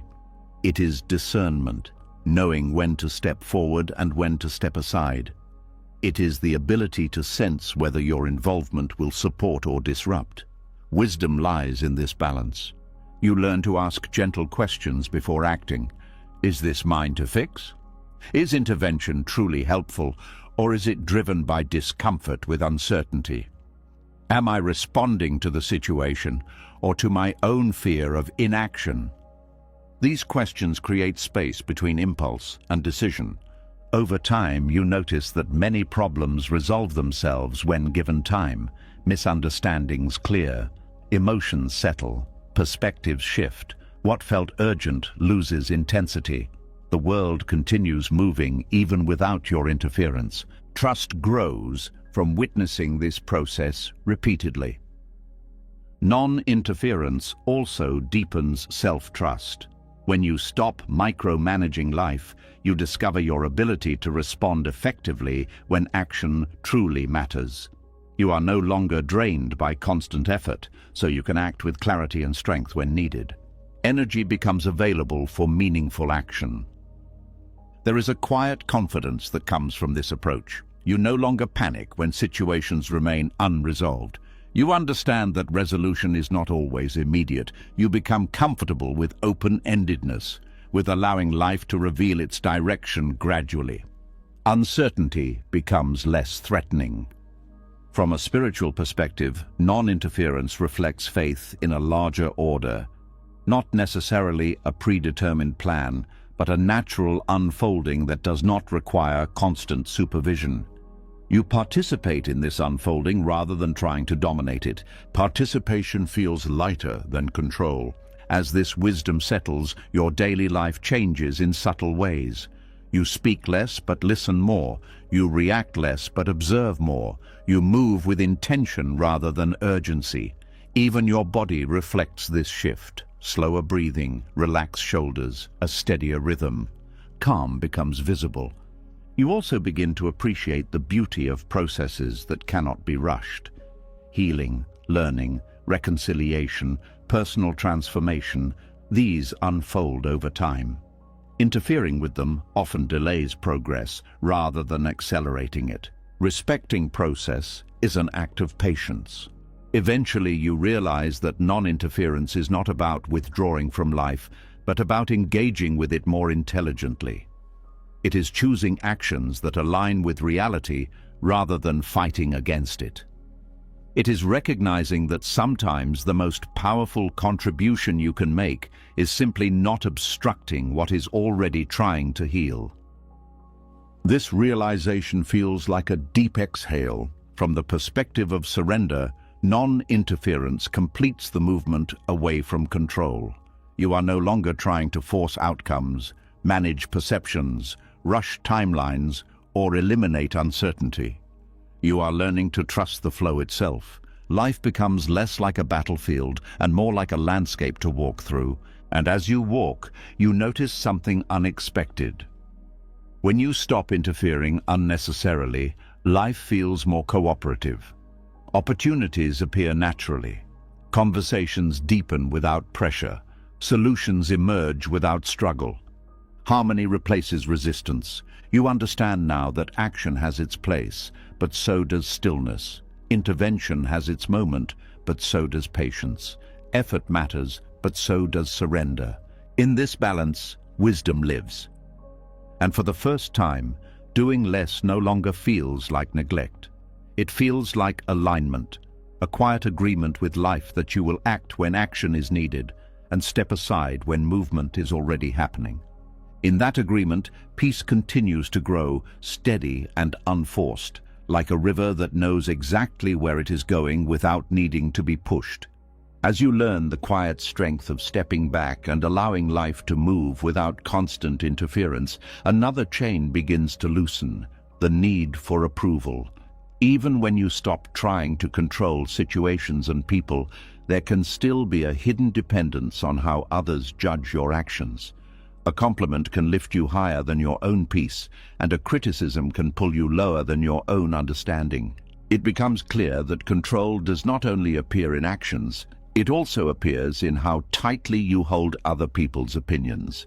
A subtle vulnerability reveals itself here. What if your mood has been living at the mercy of voices outside you? Praise feels warm because it reassures the part of you that wants to be accepted. Blame feels sharp because it touches the fear of rejection. Both reactions are natural, but when they begin to define your sense of self, they become invisible chains. Your inner stability starts to depend on fluctuating verdicts that change from person to person and moment to moment. No human opinion is permanent. Detaching from praise and blame does not mean becoming cold or indifferent. It means recognizing that both approval and criticism are reflections of perspective, not absolute truth. People respond through the lens of their experiences, preferences, and expectations. What one person admires, another may dismiss. What one criticizes, another may value deeply. Trying to satisfy every viewpoint is an endless task. When you rely heavily on praise, you unconsciously start shaping your behavior to maintain it. You speak in ways that will be applauded. You hide parts of yourself that might provoke disagreement. You measure success by reactions instead of alignment with your values. Over time, authenticity erodes quietly. You become a performer instead of a participant in your own life. Blame creates a different distortion. When you fear criticism, you may hesitate to act at all. Decisions feel dangerous because they might be judged. Creativity shrinks because it invites evaluation. You second-guess yourself constantly, replaying interactions to analyze whether you were perceived correctly. Fear of blame limits possibility. Both praise and blame pull attention outward, away from the inner compass that guides your true direction. Instead of asking, "Is this right for me?" you begin asking, "How will this be received?" Life becomes a negotiation with imagined audiences. Detachment restores that inner reference point. Buddhist teachings often describe this as freedom from the 8 worldly winds: pleasure and pain, gain and loss, praise and blame, fame and disrepute. These forces move constantly, like weather patterns. If you try to control them, you exhaust yourself. If you learn to stand steady while they pass, peace becomes possible. You cannot stop the winds, but you can stop letting them carry you. Detachment from praise begins with noticing how pleasant feedback affects your body and mind. The warmth, the surge of energy, the desire for more. There is nothing wrong with enjoying appreciation, but awareness prevents dependency. You learn to receive praise without clinging to it, like accepting a gift without building your identity around it. Gratitude replaces attachment. Detachment from blame requires compassion for yourself. Criticism can hurt because it often triggers deeper insecurities. Instead of reacting defensively or collapsing inward, you learn to listen calmly. Some criticism contains useful information. Some reflects the other person's projection. Discernment allows you to separate these without emotional turbulence. Wisdom grows through this balance. There is also freedom in accepting that you will be misunderstood at times, no matter how carefully you act.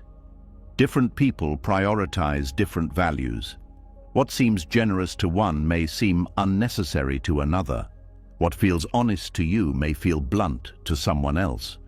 Trying to eliminate all negative judgments is impossible. Peace comes from accepting this reality. When you detach from external verdicts, motivation shifts. You act because something matters to you, not because it will earn recognition. You speak because truth feels necessary, not because silence would be approved. You create because expression feels alive, not because it will be praised. Your actions become self-sustaining. This shift also stabilizes emotional life. Good days are no longer defined by compliments, and difficult days are not defined by criticism. Your sense of worth becomes less fragile because it rests on internal understanding rather than fluctuating feedback. Stability replaces volatility.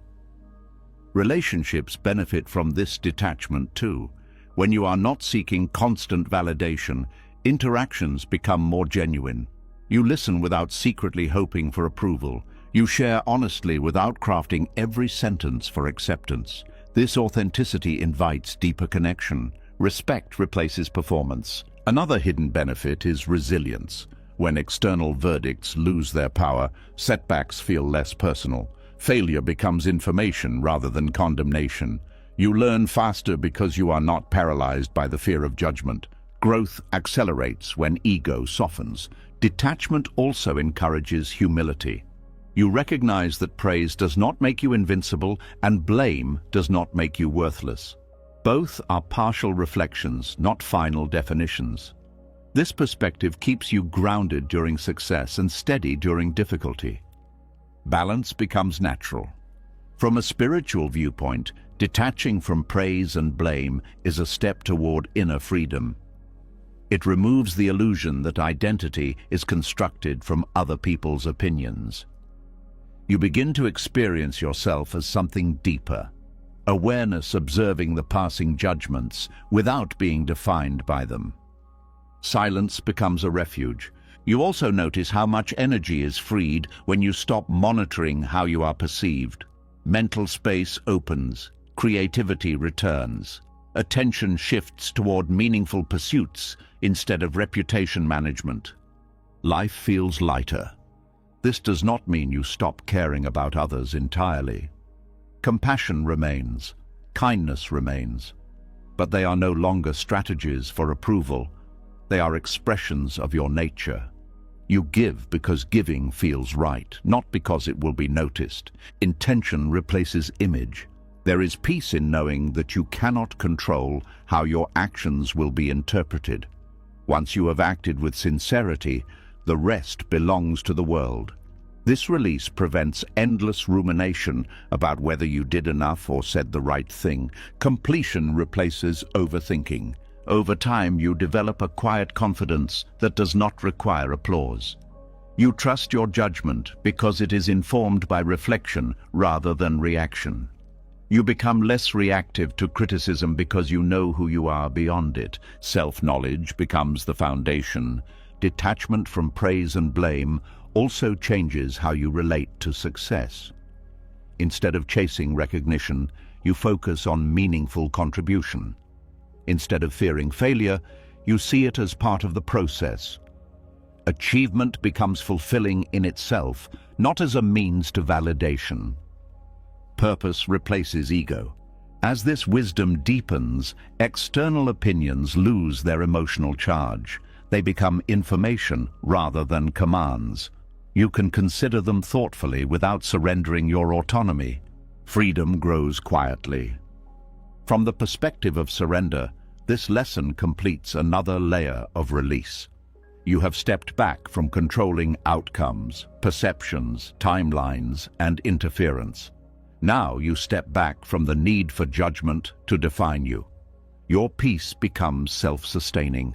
Life continues to offer praise and blame, just as it offers pleasure and pain. But they no longer dictate your direction. They pass through your experience like weather across a landscape that remains unchanged beneath. You stand steady, and in that steadiness, a deep calm takes root. Not the fragile calm that depends on approval, but a grounded peace that comes from knowing you are living in alignment with what feels true. No verdict can give you that. No criticism can take it away. You move forward, guided by your own understanding, open to learning, but not captive to opinion, engaged with the world, but anchored within yourself. And in that quiet independence, surrender reveals its deepest gift, the freedom to be at peace regardless of how the world evaluates you.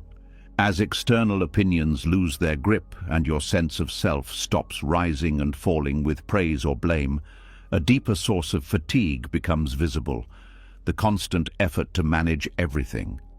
Even without chasing approval, the mind can still try to supervise life itself, adjusting every detail, anticipating every problem, monitoring every possibility as if existence were a fragile machine that could collapse without your oversight. A quiet heaviness settles here. What if the exhaustion you carry is not from what you have lived through, but from trying to control what was never yours to run? Micromanaging reality begins subtly. It appears as attentiveness, as responsibility, as a desire to prevent mistakes. You replay conversations to make sure you said the right thing. You analyze future scenarios to avoid surprises. You check repeatedly whether plans are still on track. Each act feels reasonable on its own, but together they create a mental workload that never truly ends. The mind becomes a supervisor that never leaves the office. This constant monitoring drains energy because it keeps the nervous system in a state of alertness. Even when nothing is happening externally, internally there is activity, planning, adjusting, predicting, evaluating. Rest becomes difficult because the mind does not believe it is safe to stop. Fatigue accumulates without visible cause. There is a difference between thoughtful preparation and compulsive control. Preparation acknowledges uncertainty and then releases it. Control tries to eliminate uncertainty entirely. Since uncertainty cannot be removed from life, control becomes an endless task. You chase completion that never arrives. This exhaustion is not only mental, it becomes physical. Tension in the shoulders, headaches, shallow breathing, disrupted sleep. The body reflects the pressure of carrying responsibilities that exceed human capacity. You are not designed to manage every variable in a complex world. Your system begins to protest. Micromanaging reality also reduces spontaneity. When every action is calculated for safety, opportunities for discovery shrink. You become cautious even in harmless situations, reluctant to explore because exploration involves unpredictability. Curiosity fades under constant supervision. Another hidden cost is the loss of trust, not only in others, but in life itself. When you believe that everything depends on your vigilance, you stop noticing how much unfolds without your intervention. You forget that many processes continue smoothly even when you are not watching. Control obscures natural flow. Relationships can suffer too. When you try to manage outcomes for others, it can feel like pressure rather than support. People sense when they are being monitored instead of trusted. This can create distance, even when your intentions are caring. Trust grows where control loosens. Micromanaging also prevents learning through experience. Mistakes become threatening because they disrupt your plans.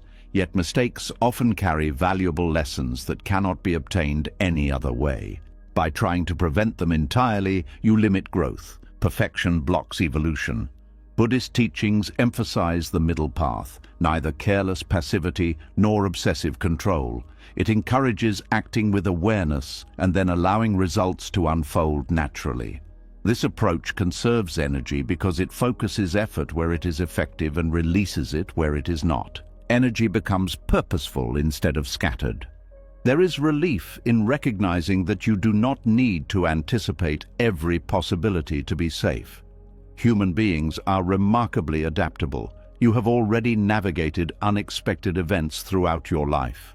Remembering this restores confidence in your ability to respond instead of predict. Response requires less energy than constant anticipation. Letting go of micromanagement also allows creativity to return. When the mind is not preoccupied with controlling outcomes, it can explore new ideas freely. Solutions emerge organically rather than being forced through stress. Innovation prefers openness. You begin to see that uncertainty is not always an enemy. It can be a source of renewal. New relationships, insights, and opportunities often arise from situations that were not planned. Control would have prevented them from appearing. Surprise becomes a gift instead of a threat.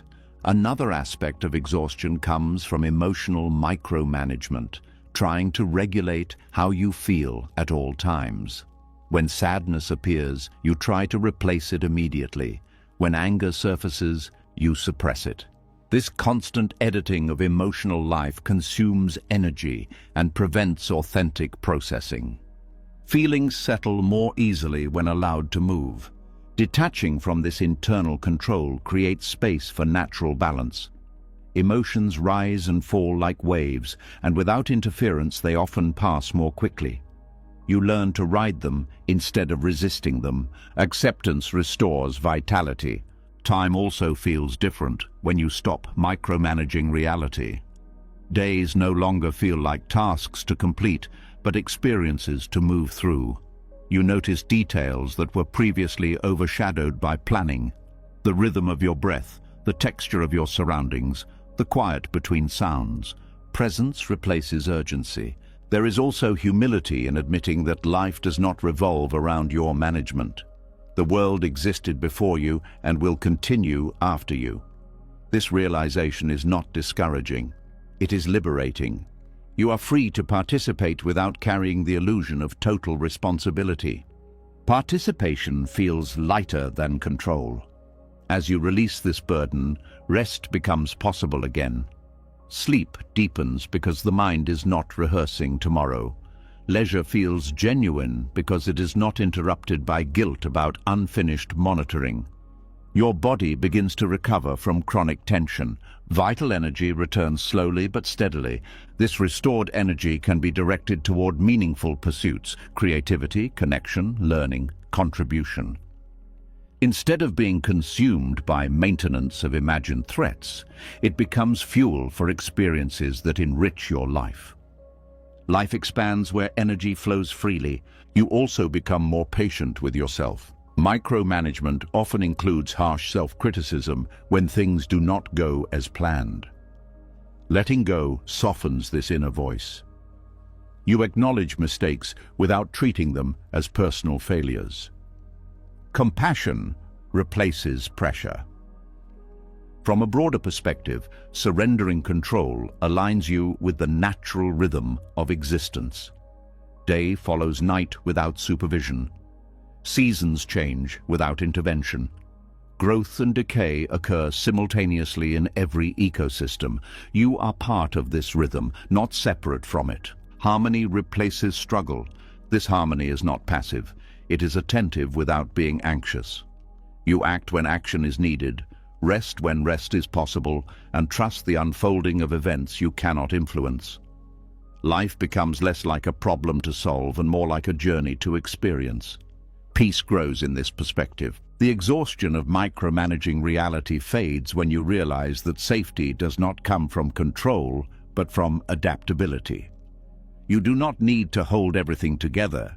You need to remain flexible enough to meet what comes. Flexibility conserves strength. As this understanding deepens, the constant tension dissolves into a quieter awareness. You notice how much lighter your mind feels without endless supervision. How much easier breathing becomes when you stop bracing for impact. Calm becomes your default state instead of an exception. You start to trust that not every detail requires your attention, that life can handle itself in many ways, that your role is not to dominate the process, but to engage with it thoughtfully. This trust restores dignity to your effort. From the perspective of surrender, letting go of micromanagement is like putting down a heavy tool you have been carrying for years. You realize it was never meant to be used constantly. It was only needed occasionally. Your hands are free again. With that freedom comes a sense of spaciousness. You can observe without reacting, act without forcing, rest without guilt. The world continues moving, and you move with it instead of trying to steer it. Energy circulates instead of draining away. And in this renewed vitality, you discover something simple yet profound. Life feels lighter when you stop trying to control every part of it. Not because everything becomes easy, but because you are no longer fighting the natural movement of existence. You are finally living instead of managing. In that shift, exhaustion gives way to quiet strength, and surrender reveals itself not as weakness, but as the most sustainable way to move through a world that was never meant to be controlled. As the weight of constant control falls away and your energy slowly returns, something unexpected begins to reappear, a sense of openness you may not have felt in years. When you are no longer busy managing every outcome, monitoring every risk, or predicting every possibility, there is suddenly space where tension used to live. and in that space, life has room to move again in ways you could never have planned. A quiet curiosity awakens here. What if the most meaningful moments were always the ones you didn't schedule? Expectations shape perception. When you believe you already know how something will unfold, your mind stops paying attention. It filters out details that do not match the script you created. This is why life can start to feel repetitive even when circumstances change.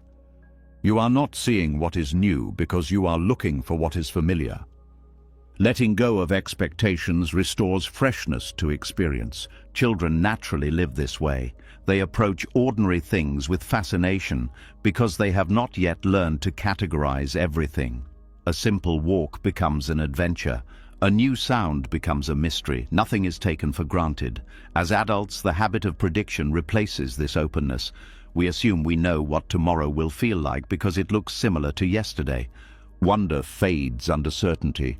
Rediscovering surprise requires loosening the grip of anticipation. It means allowing events to reveal themselves before deciding how you feel about them. When you stop rushing ahead mentally, the present moment becomes richer. You notice subtleties, the tone in someone's voice, the pattern of light through a window, the way your mood shifts during the day. Awareness deepens when expectations soften. Surprise also carries humility. It reminds you that life is larger than your understanding. No matter how carefully you plan, there will always be elements you cannot predict. This is not a flaw in the system. It is what keeps existence dynamic. Uncertainty becomes a doorway instead of a threat. Many of the most meaningful connections in life happen unexpectedly. Friendships form from chance conversations. Opportunities arise from paths you did not intend to take. Insights appear during quiet moments rather than intense effort. These experiences feel significant precisely because they were not forced. Serendipity thrives in openness. When you release rigid expectations, disappointment decreases. Instead of comparing reality to an imagined ideal, you engage with what is actually present. This does not mean lowering standards. It means allowing room for different forms of fulfillment. Satisfaction becomes more accessible. There is also joy in discovering that life can still surprise you even after years of routine. A new interest emerges. A place you thought you understood reveals another side. A person you assumed you knew deeply shares something unexpected. These moments refresh the sense that life is still unfolding. Novelty rekindles vitality. Letting life surprise you also transforms challenges.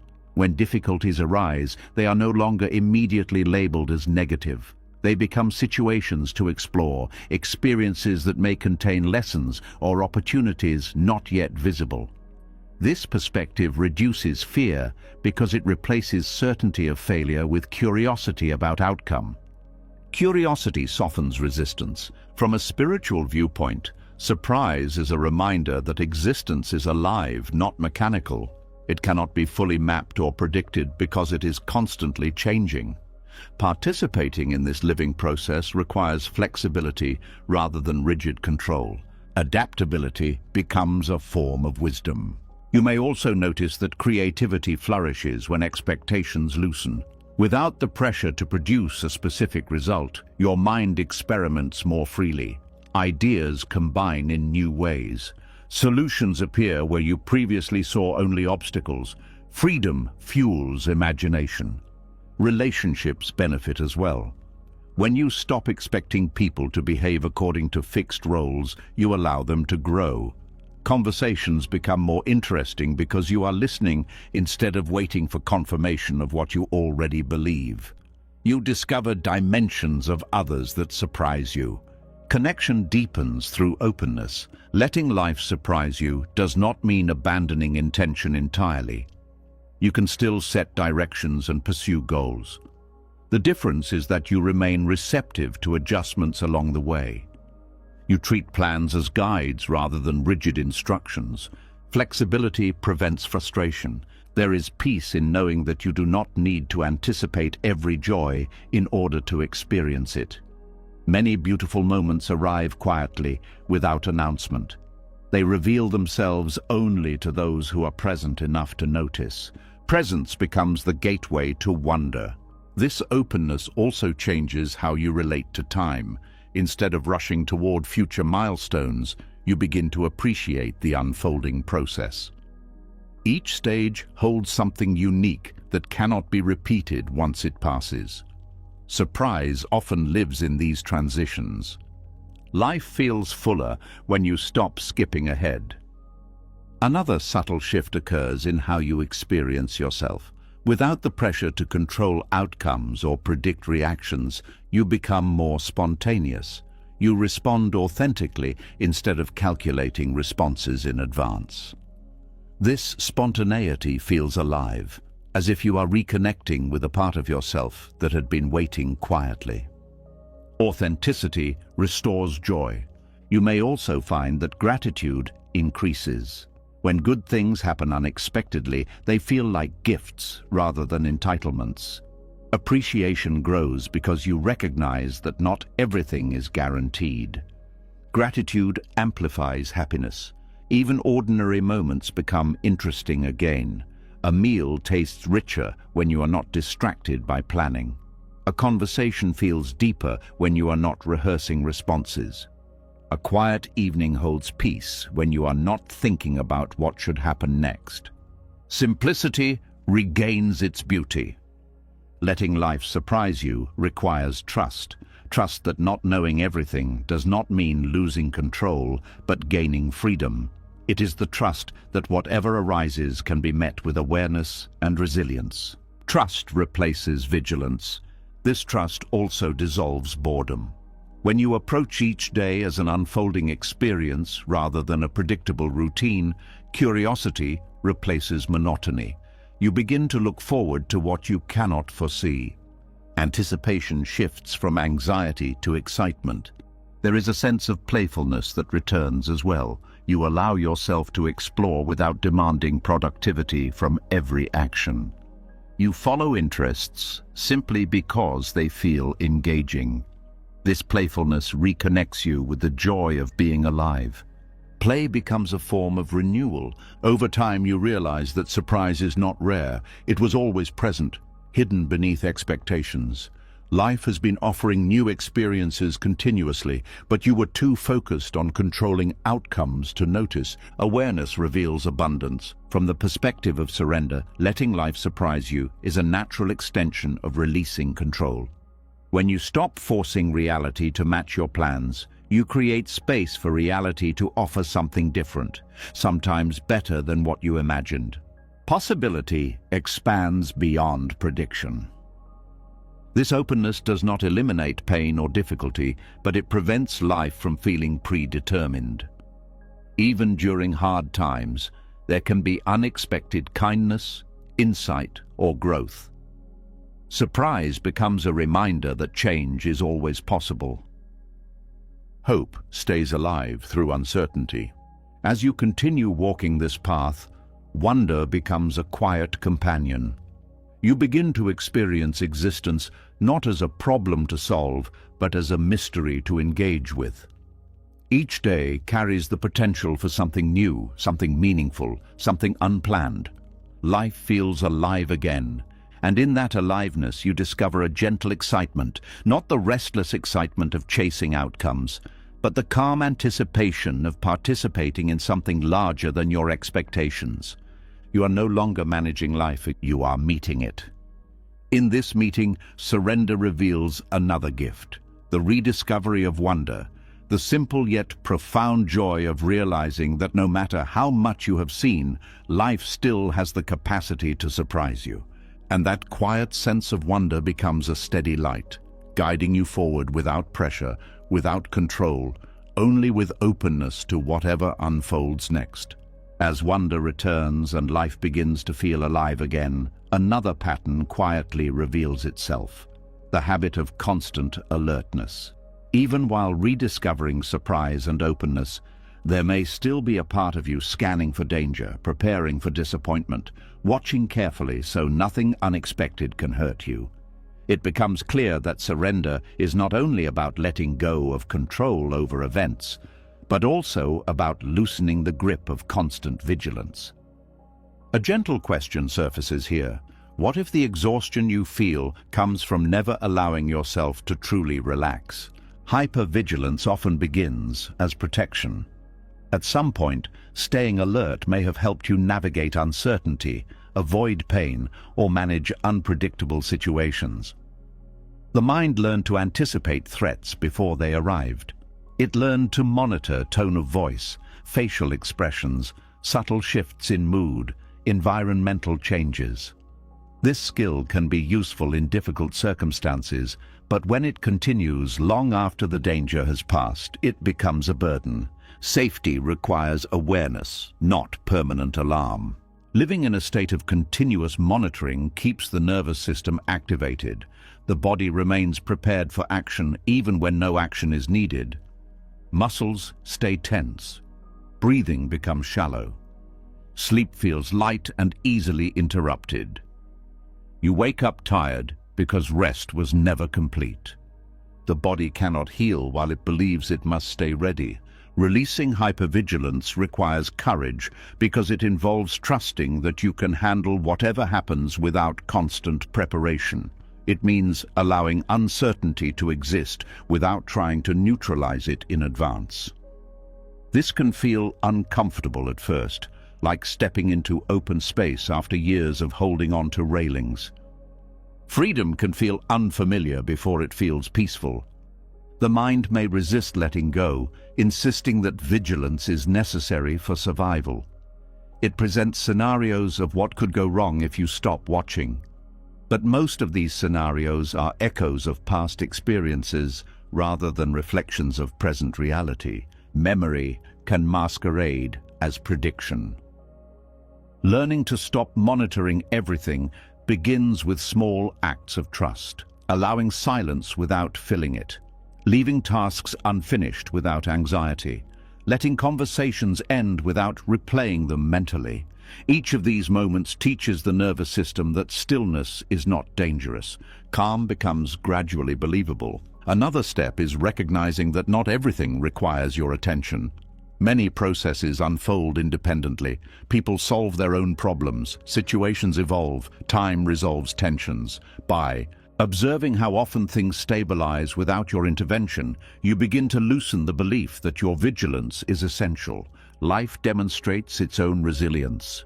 Hypervigilance also limits emotional availability.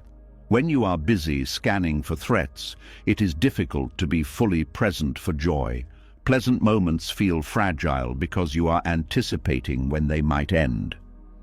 You hesitate to relax into happiness because you fear losing it. Guarding against pain blocks pleasure. Letting down this guard allows warmth to enter more freely. Laughter feels deeper. Conversations feel lighter. Beauty becomes easier to notice. You are no longer dividing attention between the present moment and imagined future risks. Presence expands when fear recedes. There is also a profound relief in accepting that you cannot foresee every outcome. The mind often confuses prediction with safety, but true safety comes from adaptability. You have already survived unexpected situations before. Trusting this capacity reduces the need for constant monitoring. Confidence grows from remembered resilience. Relationships benefit as well. When you stop watching people for signs of disappointment or conflict, interactions become more natural. You listen without analyzing. You respond without rehearsing. Trust replaces suspicion. Connection thrives in relaxation. Hypervigilance can also create self-pressure. You feel responsible for maintaining stability at all times, as if a single mistake could unravel everything. This pressure erodes self-compassion and makes rest feel undeserved. Letting go restores gentleness toward yourself. From a Buddhist perspective, vigilance rooted in fear is a form of attachment to certainty, to control, to avoidance of pain. Releasing it is not about becoming careless, but about recognizing that clinging to safety creates its own suffering. Peace comes from balance, not extremes. Practices like mindful breathing can help retrain the nervous system. Slow, deliberate breaths signal that immediate danger is not present. Over time, this simple act can reduce the intensity of alertness and create a sense of groundedness. The body learns safety through repetition. You may also find comfort in widening your attention instead of narrowing it. Instead of focusing on potential threats, notice neutral or pleasant details around you. Sounds, textures, colors. This shift reminds the brain that the environment contains more than danger. Awareness becomes expansive rather than defensive. Stopping the habit of monitoring everything also involves accepting vulnerability. Absolute safety does not exist. Trying to eliminate all risk prevents authentic living. When you accept that some uncertainty will always remain, the need for constant surveillance diminishes. Courage replaces illusion. There is strength in allowing yourself to be at ease, even when outcomes are not guaranteed. This strength is quiet, steady, and sustainable. It does not depend on controlling circumstances, but on trusting your ability to respond. Ease becomes a form of resilience. As vigilance decreases, time feels different. Moments stretch instead of rushing past. You notice the rhythm of your day instead of racing through it. This slower pace supports healing and clarity. Stillness becomes nourishing. You also discover that rest is productive in its own way. It restores energy, sharpens perception, and allows insights to emerge naturally. When you are not constantly alert, your mind can process experiences more deeply. Recovery enables wisdom. Letting go of hypervigilance reveals how much of life was passing unnoticed while you were scanning for threats. Ordinary beauty, subtle kindness, quiet opportunities, all were present, waiting for your attention to return. Awareness shifts from defense to appreciation. There is also a sense of reclaiming personal space.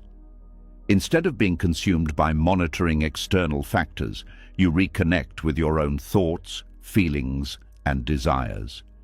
You remember what it feels like to live from within, rather than reacting to outside stimuli. Inner life becomes accessible again. Over time, you realize that courage is not only about facing danger, but also about allowing peace. It takes bravery to believe that you deserve calm, that relaxation is not negligence, that joy does not need constant protection. Peace requires permission. From the perspective of surrender, releasing hypervigilance completes another layer of letting go. You are no longer trying to control outcomes, manage perceptions, rush timelines, or supervise every detail. You are allowing yourself to exist without constant defense. Existence becomes lighter. In this lighter state, energy flows differently. Instead of being consumed by monitoring, it becomes available for creativity, connection, and presence. Life feels less like a series of potential threats and more like a field of experiences. Openness replaces tension. You begin to trust that vigilance can be reserved for moments when it is truly needed, not maintained as a permanent state. This selective awareness is far more sustainable and far less exhausting. Wisdom replaces habit, and as this trust deepens, the body finally relaxes in ways it may not have for years. Breathing slows, shoulders soften, sleep deepens. A quiet sense of safety emerges from within rather than being imposed from outside. Security becomes internal. In that quiet safety, you discover a profound freedom. The freedom to live without constantly looking over your shoulder. The freedom to experience the present without calculating future risks. The freedom to rest without guilt. You are no longer guarding life, you are living it. And in that shift, surrender reveals another truth. Courage is not only found in action, but in the willingness to stop watching for danger and allow peace to enter without resistance. As vigilance softens and the body finally remembers what it feels like to rest, another quiet discomfort often rises to the surface. The unresolved questions left behind by what never received a proper ending. Even when you stop scanning for danger and allow yourself to feel safe again, the mind may still wander back to certain moments, certain people, certain opportunities that disappeared without clarity. Not every chapter closes with an explanation. Not every silence is followed by understanding. A tender ache lives here. How do you release something that never made sense? Human beings crave resolution. The mind searches for reasons because reasons create a sense of order. When something ends without explanation, it leaves a gap that logic cannot fill. You replay conversations, revisit decisions, analyze tiny details, hoping to discover the missing piece that will finally settle the discomfort. Unanswered questions echo louder than painful truths. Acceptance begins with recognizing that closure does not always come from outside. Waiting for someone else to explain, apologize, or clarify can keep you tied to a past that has already moved on. Closure is not a gift others give. It is a process you create within yourself. You stop waiting for permission to heal. There is grief in acknowledging that some endings will remain incomplete. A friendship fades without conflict. A relationship ends without a final conversation. An opportunity vanishes without warning. These experiences can feel like stories interrupted mid-sentence. Silence becomes the final chapter. The mind often interprets this silence as rejection or failure, but many endings occur simply because circumstances changed. People grow in different directions. Priorities shift. Timing fails to align. Not every departure is a verdict on your worth. Life moves according to currents you cannot always see. Finding closure without answers requires letting go of the belief that understanding will remove pain. Sometimes understanding helps, but sometimes it only replaces one question with another. Peace comes not from knowing everything, but from accepting the limits of what can be known. Mystery can coexist with calm. There is also strength in acknowledging that you did what you could with the awareness you had at the time. Regret often grows from imagining that you should have acted differently, spoken more clearly, tried harder. But hindsight has information you did not possess then. Compassion toward your past self softens regret. Acceptance does not erase sadness. It allows sadness to exist without turning into obsession. You remember what was lost without needing to solve it. Memories become reflections rather than puzzles. The past stops demanding explanation. This process also involves releasing imagined conversations, the words you wish you had said, the responses you hoped to hear. These mental dialogues can keep emotional wounds open because they simulate connection that no longer exists. Letting go frees energy for the present. There is peace in recognizing that not every connection was meant to last forever. Some people enter your life to teach a lesson, to share a season, to influence a path, and then they leave. Their absence does not erase their impact. Meaning remains even when presence disappears. Closure without answers also requires trust that the ending served a purpose, even if that purpose is not immediately visible. You may later discover that what felt like loss created space for something new, a different direction, a deeper understanding, a stronger sense of self. Time reveals patterns that confusion hides. Another part of acceptance is allowing yourself to feel what was left unsaid. When endings are abrupt, emotions can remain suspended. Giving yourself permission to grieve the unfinished story helps those feelings settle. Expression transforms stagnation into movement. You may find comfort in creating your own ritual of closure, writing a letter you never send, revisiting a meaningful place, acknowledging the end privately. These acts symbolize completion even when no external ceremony occurred. Symbolic endings support emotional release. It also helps to remember that explanations do not always satisfy. Even when reasons are given, they may not align with your experience. People interpret events differently, and their version of the story may not bring peace. Understanding is not the same as agreement. Acceptance grows when you shift focus from why it happened to how you will move forward. The future does not depend on resolving the past perfectly. It depends on your willingness to keep living despite uncertainty. Movement creates new meaning. There is freedom in deciding that unanswered questions no longer control your emotional state. You acknowledge their presence but refuse to let them define your identity or limit your possibilities. You reclaim authorship of your story. Closure also deepens self-trust. When you stop searching for external explanations, you begin listening to your own understanding. You recognize patterns, values, and boundaries that guide future choices. Insight replaces confusion. From a Buddhist perspective, attachment to certainty is another form of suffering. The desire for clear answers can keep the mind trapped in analysis instead of allowing it to rest. Releasing this attachment opens space for peace. Stillness replaces interrogation. As acceptance settles, memories lose their sharp edges. They become part of your narrative rather than disruptions to it. You can recall what happened without being pulled back into emotional turmoil. Integration replaces fragmentation. You also discover that closure is not a single moment, but a gradual process. Some days the absence feels distant. Other days it resurfaces unexpectedly. Patience with this rhythm prevents frustration with your own healing.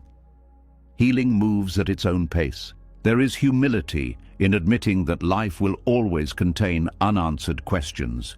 This humility makes you gentler with yourself and others. You stop expecting perfect clarity from a world that is constantly changing.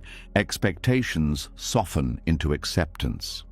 Letting go of the need for explanation also restores curiosity about what lies ahead. Instead of being anchored to what ended, your attention shifts toward what is emerging. New experiences begin to fill the space left behind.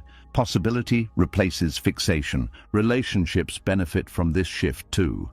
You become less fearful of endings because you trust your ability to recover. You engage more fully without clinging to permanence. Connection becomes freer. You may even feel gratitude for what was, not because it ended perfectly, but because it existed at all. Appreciation transforms loss into part of your growth rather than a permanent wound. Gratitude changes perspective. From the path of surrender, this lesson deepens your capacity to live without guarantees. You no longer demand explanations before allowing peace. You accept that some parts of life will remain unresolved. Peace becomes independent of answers. In this acceptance, a quiet stability forms. You are no longer chasing closure as if it were hidden somewhere outside you. You realize it has been available within all along. Calm replaces restlessness. You walk forward carrying both the memory and the release, not because the story concluded neatly, but because you decided it no longer needs to continue. The past loosens its hold, and in that release, you discover that life does not require perfect endings to move forward. It only asks that you keep moving, keep breathing, keep allowing new chapters to begin, even when the previous one faded without explanation. You are no longer waiting for answers. You are living beyond the question. In that quiet continuation, surrender reveals another gentle truth. Sometimes, closure is simply the moment you stop needing the door to reopen and start walking toward the light that was already ahead of you. As the need for answers loosens and you step forward without demanding explanations from the past, another quiet realization begins to take shape. Not every obstacle must be pushed through, and not every closed door must be forced open. There is a different kind of power that appears when you stop trying to break resistance and instead learn to move with it. After learning to live without certainty, the heart becomes ready to understand something even deeper. A surprising truth begins to unfold.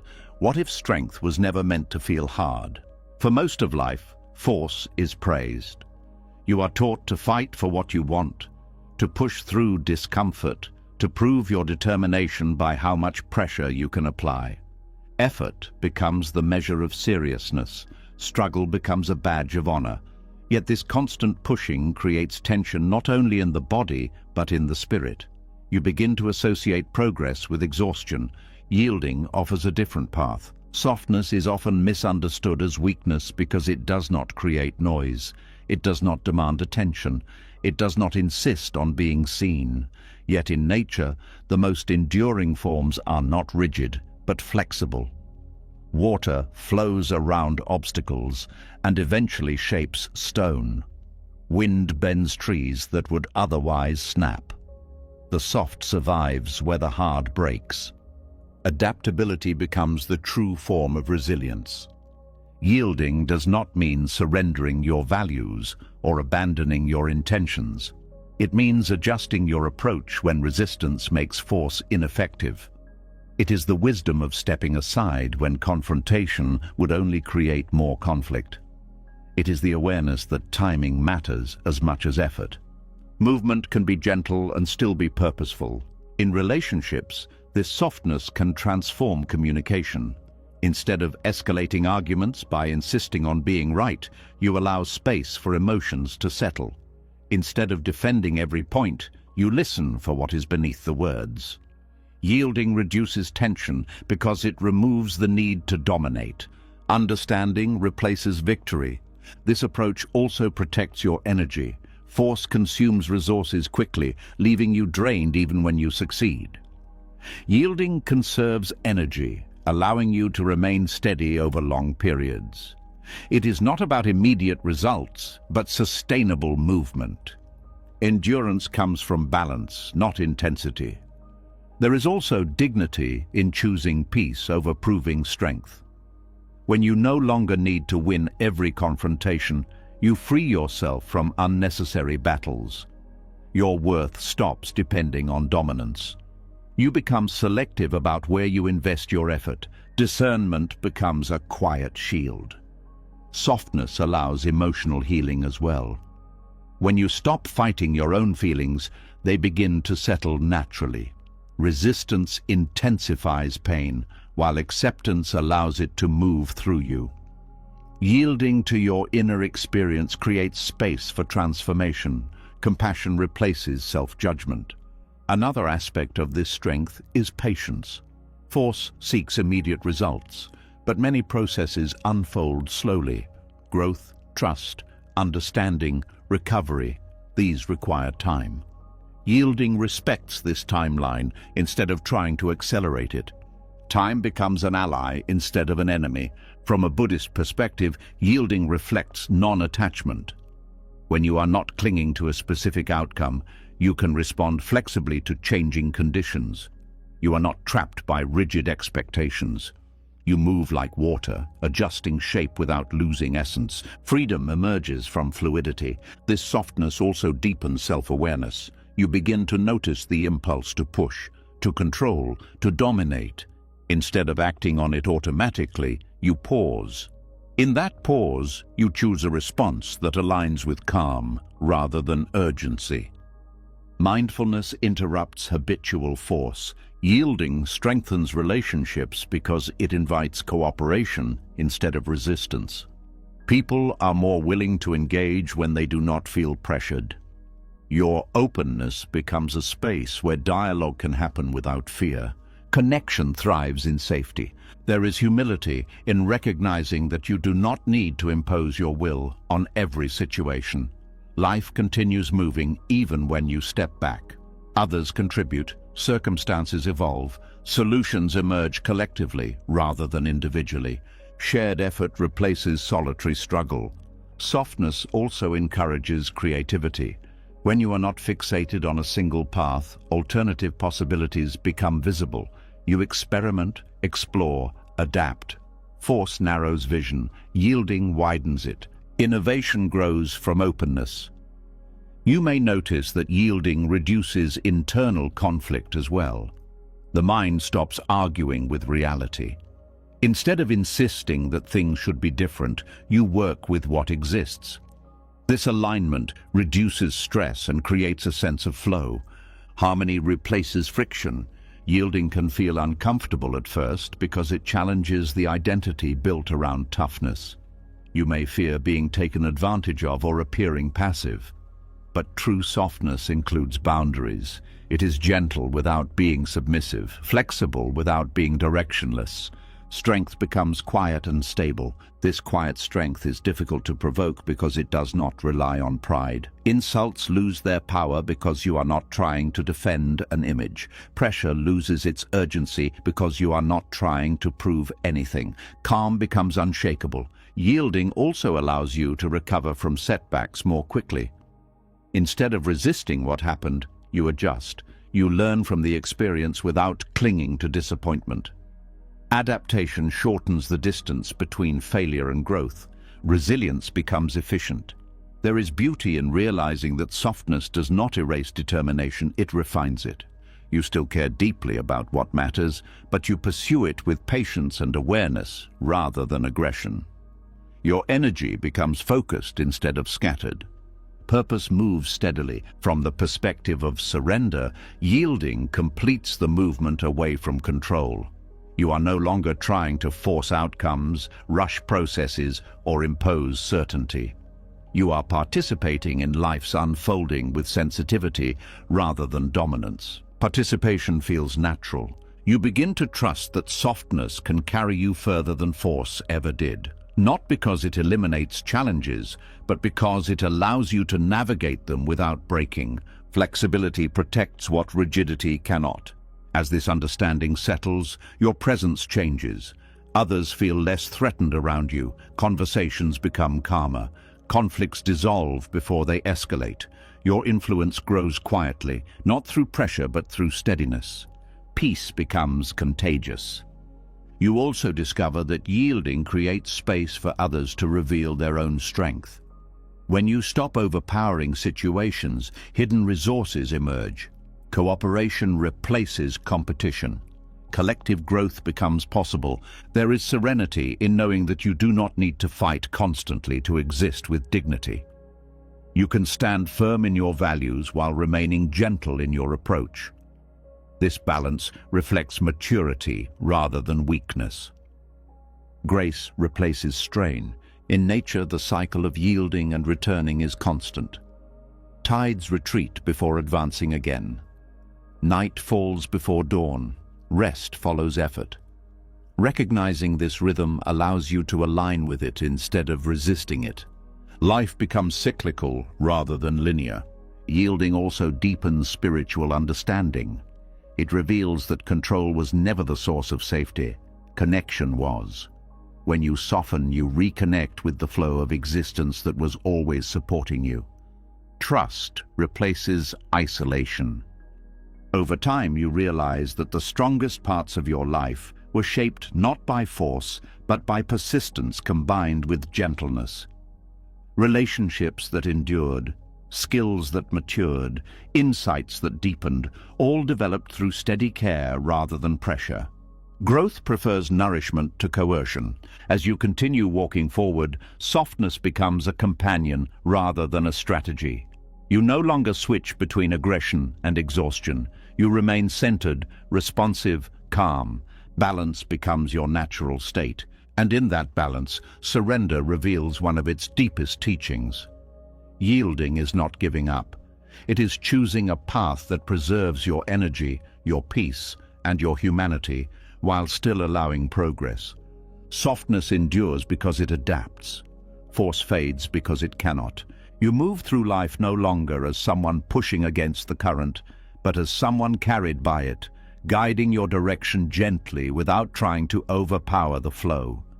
In that gentle movement, strength becomes silent, steady, and lasting, a quiet power that does not need to announce itself because it is already woven into the way you live. As softness replaces force and you discover that yielding can carry you further than struggle ever did, another layer of surrender quietly unfolds, the willingness to move forward without needing to know what comes next.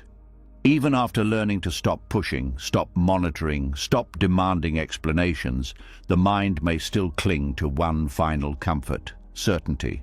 It wants reassurance that the path ahead is safe, predictable, mapped out, yet life rarely offers that kind of clarity in advance.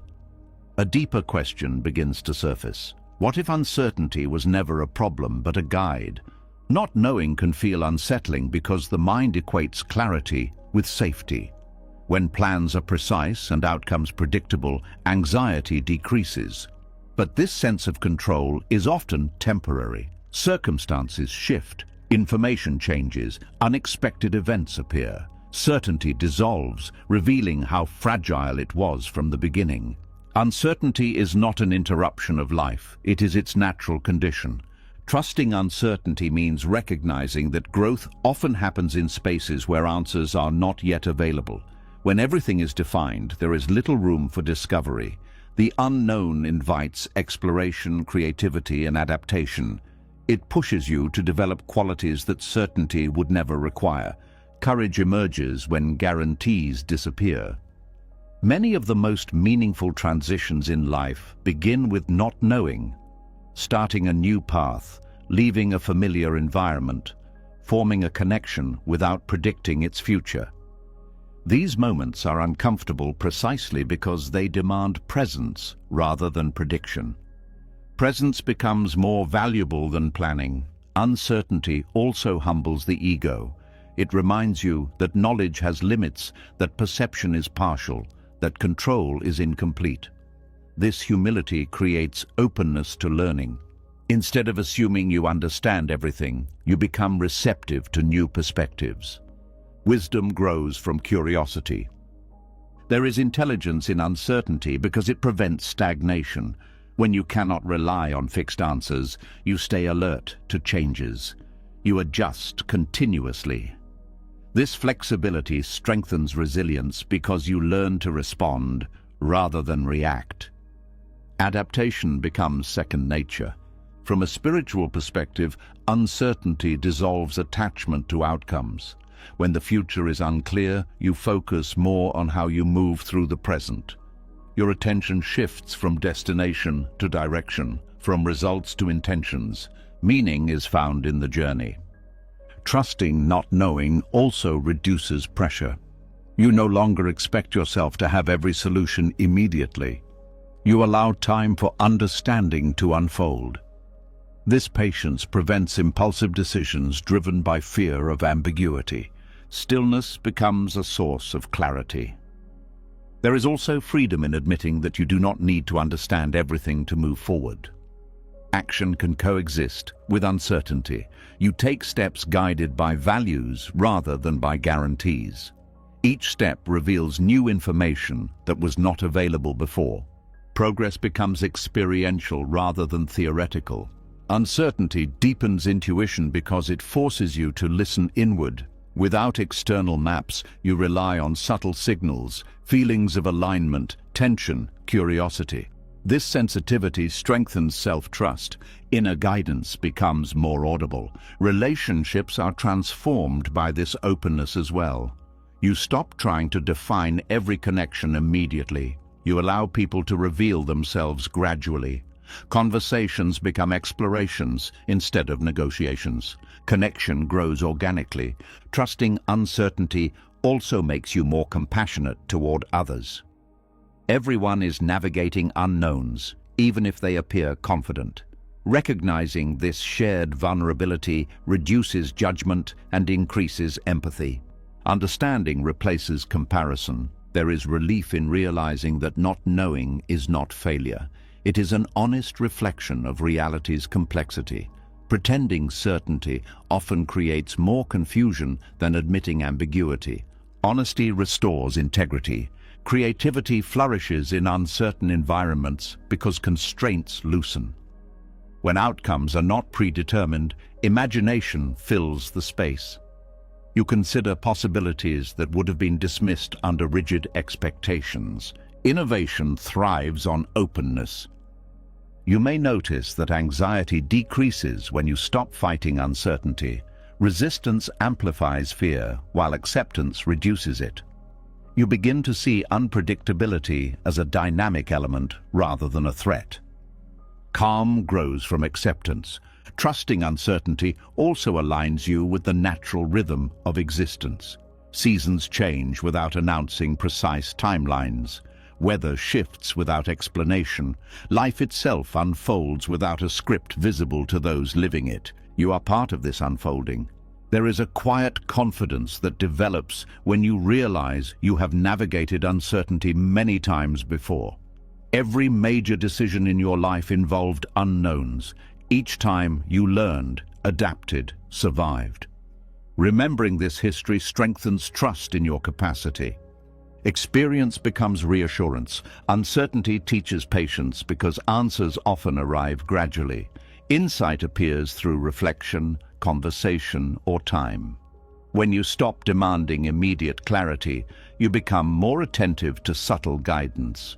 Awareness sharpens over time. From the perspective of surrender, not knowing becomes a teacher because it exposes attachments. It shows where you cling to control, where fear hides behind the need for certainty. By observing these patterns, you loosen them. Freedom follows recognition. You also discover that uncertainty contains possibility. When the future is not fixed, transformation remains available. New paths can emerge, unexpected opportunities can appear, identities can evolve. Hope lives in openness. Trusting this process requires faith, not blind optimism, but confidence in the unfolding of life itself. It is the belief that meaning can arise even when direction is unclear. Faith steadies the heart. Over time, you begin to experience uncertainty as spacious rather than constricting. It becomes a field of potential rather than a void of danger. This shift transforms fear into curiosity. Curiosity energizes exploration. There is also humility in accepting that certainty is often an illusion. Even the most detailed plans cannot account for every variable. Recognizing this prevents disappointment when things change. Flexibility replaces rigidity. Uncertainty invites collaboration as well. When you admit you do not have all the answers, you become open to input from others. Collective insight often reveals solutions that individual effort could not produce. Community strengthens resilience. Trusting not knowing also deepens appreciation for the present. Without a fixed future to cling to, each moment becomes more vivid. You engage fully with what is happening now because it is the only reality available. Presence becomes grounding. You may find that letting go of certainty restores playfulness. Exploration feels less risky when you accept that mistakes are part of learning. You experiment without needing perfection. Play nurtures growth. In this openness, surrender reveals another truth. Uncertainty is not empty. It is alive with possibilities. It invites participation rather than control, curiosity rather than fear. Life becomes a conversation instead of a command. As you continue forward, you notice that not knowing does not weaken you. It makes you attentive, adaptable, receptive. These qualities are far more sustainable than rigid certainty. Strength becomes fluid, and in that fluidity, peace settles quietly. You are no longer waiting for clarity before allowing yourself to rest. You trust that understanding will come when it is needed, not before. Rest becomes unconditional. You walk through life guided by awareness rather than guarantees, open to surprise, grounded in values, willing to learn from whatever unfolds. You are no longer afraid of the unknown, but you are listening to it. In that listening, uncertainty reveals itself not as darkness, but as a vast horizon, one that expands your vision, deepens your wisdom, and reminds you that the path is created by walking, not by knowing exactly where it leads. And in that quiet trust, surrender becomes complete enough for peace to remain, even when answers do not. As uncertainty becomes less frightening and you learn to walk forward without needing guarantees, another hidden habit begins to loosen: the urge to prove yourself in every situation. Even when you accept not knowing, there can still be a quiet pressure to be right, to defend your position, to come out on top, so that uncertainty does not feel like weakness. The mind searches for small victories to restore its sense of control. A revealing question rises here. How much of your tension comes from battles that never needed to be fought? The desire to win is deeply rooted.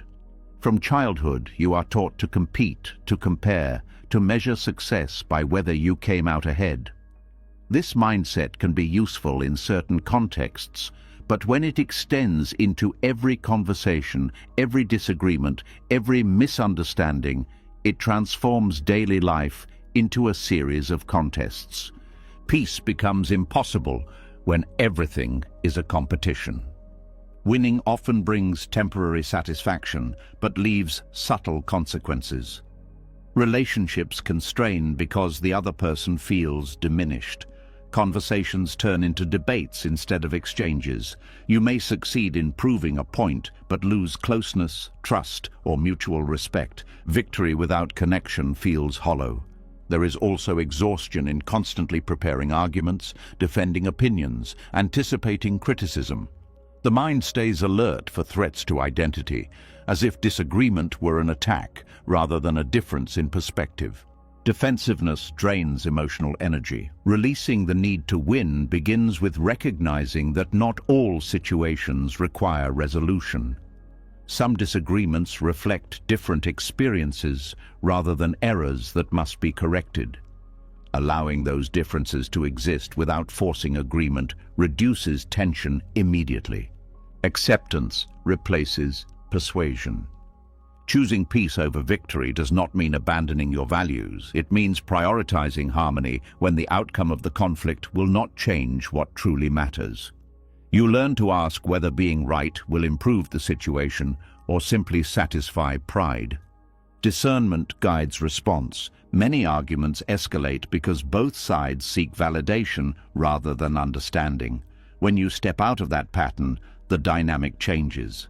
The conversation loses its competitive edge and becomes an opportunity to learn instead of dominate. Curiosity softens confrontation. There is humility in admitting that you may not have the full picture. Even strong convictions benefit from openness to new information. This humility reduces the urgency to win because it acknowledges that understanding evolves. Wisdom grows through flexibility. Letting go of victory also protects your inner calm. When your peace does not depend on outcomes, disagreements lose their emotional charge. You can listen without feeling threatened, speak without aggression, and walk away without resentment. Stability becomes internal. From a Buddhist perspective, attachment to winning is another form of clinging to identity, reputation, control. Releasing it frees the mind from cycles of comparison and competition. Contentment replaces rivalry. Choosing peace also strengthens relationships because it demonstrates respect.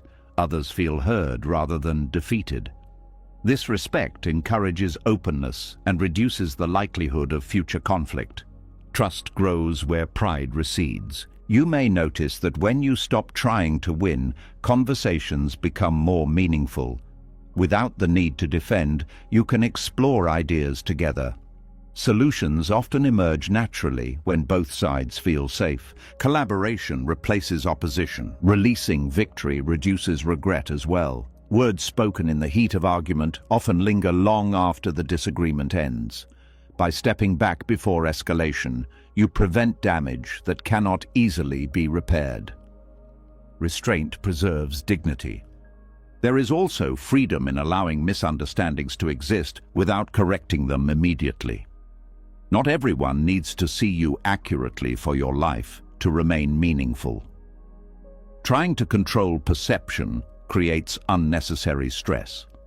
Authenticity does not require approval. Choosing peace can feel unfamiliar at first because it challenges the identity built around strength. Society often equates assertiveness with dominance, yet true strength includes the ability to step back when conflict serves no purpose. Maturity expresses itself through restraint. You begin to recognize that some battles are distractions from what truly matters. Time and energy spent proving small points could be directed toward growth, creativity, or connection. Focus shifts toward meaning. Letting go of victory also dissolves the fear of losing. When you are not invested in winning, you are free to participate without anxiety. Failure becomes information rather than humiliation. Confidence grows without comparison. There is serenity in understanding that your worth does not increase with every win or decrease with every loss. Identity becomes independent of outcomes. Self-respect replaces validation. As this perspective deepens, compassion expands. You see that others are also driven by their need to be heard, to feel significant, to protect their identity. Recognizing this reduces judgment and fosters empathy. Empathy transforms conflict. You may also discover that peace has a subtle influence. When you remain calm in situations that typically escalate, others often mirror that calm. Your restraint becomes an invitation for harmony. Presence shapes atmosphere. Choosing peace over victory aligns with surrender because it acknowledges that control over others' opinions or behavior is limited. You focus on your response rather than their reaction. Responsibility returns to where it belongs. This shift reduces the emotional cost of interaction. Conversations become less draining because they no longer carry the weight of proving something. You engage for understanding, not validation. Interaction becomes lighter. Releasing the need to win also opens space for forgiveness.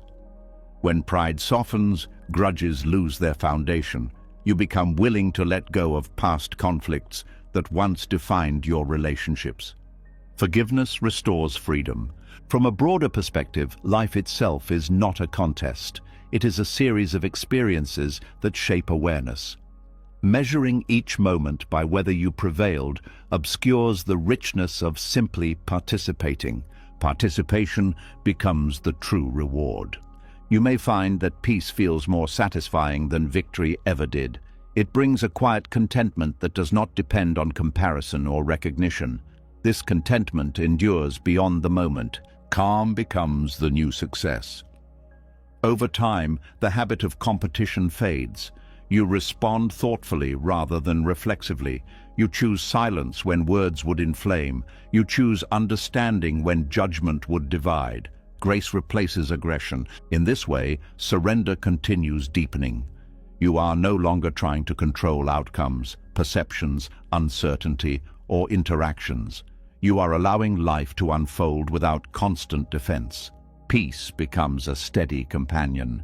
You walk through disagreements without losing yourself, through conflicts without carrying bitterness, through misunderstandings without needing resolution at any cost. Your energy remains intact. And in that preserved energy, you discover something profound. Choosing peace is not passive. It is an active decision to protect what is most valuable within you. Victory fades, peace remains. You are no longer measuring life by who won or lost. You are living it with a quiet strength that does not need proof, a calm that does not require dominance, and a wisdom that understands that some of the greatest triumphs are the battles you chose not to fight. In that quiet triumph, surrender reveals another gift, the freedom to walk away from conflict with your dignity, your energy, and your peace still whole. As the need to win fades and peace becomes more valuable than proving a point, another exhausting pattern becomes visible, the silent struggle that continues even when no words are spoken. You may no longer be arguing outwardly, yet inside there is still resistance, still tension, still a pull between what is and what you wish were different. The battle has simply moved inward, where it drains you quietly. A tender realization begins to surface. What if the pain continues because you are still holding on to the rope? Emotional tug-of-war happens whenever you fight reality from the inside. You replay conversations, resist feelings, hold on to expectations that are no longer possible. Part of you wants to let go, but another part keeps pulling, believing that effort will somehow change what has already happened. Struggle continues because resistance remains. Dropping the rope is not defeat. It is the decision to stop engaging in a battle that has no winner. When two sides pull endlessly, both become exhausted. Letting go ends the tension immediately, not because the problem disappears, but because the struggle stops feeding it. Peace begins where resistance ends. Many emotional conflicts persist because they are fueled by attachment. Attachment to how things should have been, how someone should have behaved, how life should have unfolded. The mind clings to an alternate version of reality, refusing to accept the present one. Acceptance dissolves imaginary battles. Letting go requires courage because it feels like giving up control. You may fear that if you stop pulling, you will lose something important, your dignity, your hopes, your sense of justice. But often what you lose is only the illusion that you can rewrite the past. Freedom replaces illusion. Emotional tug-of-war also happens in relationships when both sides try to change each other. Each person pulls in their own direction, hoping the other will yield first. The tension builds until connection becomes strained. Understanding emerges when pulling stops. Dropping the rope in this context means allowing others to be as they are, even if you disagree. It does not mean approving harmful behavior. It means recognizing that forcing change rarely produces genuine transformation. Influence grows through patience, not pressure. Internally, this surrender softens self-conflict as well. You stop fighting parts of yourself that feel uncomfortable, anger, sadness, fear.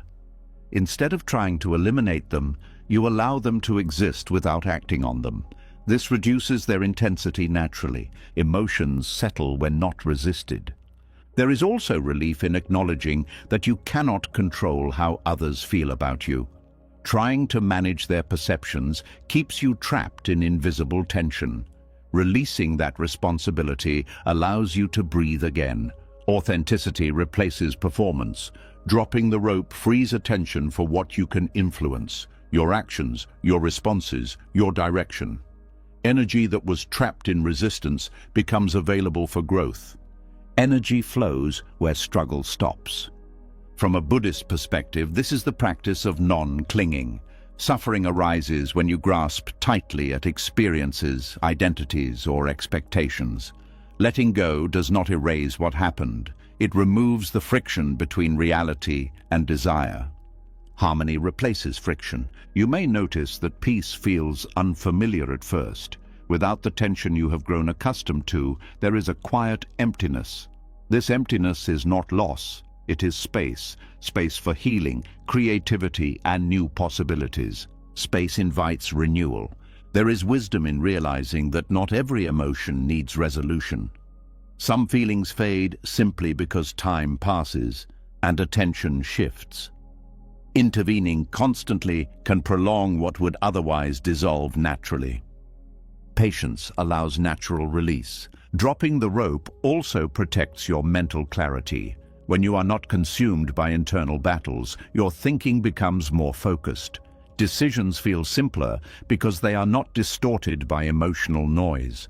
Clarity returns with calm. Relationships improve as well. When you stop reacting defensively, others feel less compelled to escalate. Conflicts that once repeated lose momentum because the cycle of reaction has been interrupted. Peace becomes contagious. You may also discover that forgiveness becomes easier. Holding on to resentment requires continuous effort, like maintaining tension on the rope. Letting go releases both you and the other person from that strain. Forgiveness restores lightness. There is dignity in stepping away from situations that drain you. You do not need to participate in every emotional struggle presented to you. Silence can be a powerful form of disengagement. Boundaries protect peace. Dropping the rope does not mean suppressing your voice. It means choosing when expression serves understanding and when it only fuels conflict. This discernment prevents unnecessary pain. Wisdom guides communication. You begin to trust that life will continue moving even when you stop forcing outcomes. Problems that seemed overwhelming often shrink when you stop feeding them with attention. Perspective widens through distance. This surrender also deepens self-respect. You show yourself that your peace matters more than being right, more than being understood immediately, more than holding on to grievances. Inner security grows. Over time, the habit of struggle weakens. You notice tension sooner and release it faster. Emotional recovery becomes quicker because you no longer cling to the conflict. Resilience becomes effortless. From the path of surrender, dropping the rope is a turning point. It marks the shift from fighting life to flowing with it. You stop measuring strength by how much pressure you can withstand and start measuring it by how easily you can release. Soft strength replaces rigid endurance.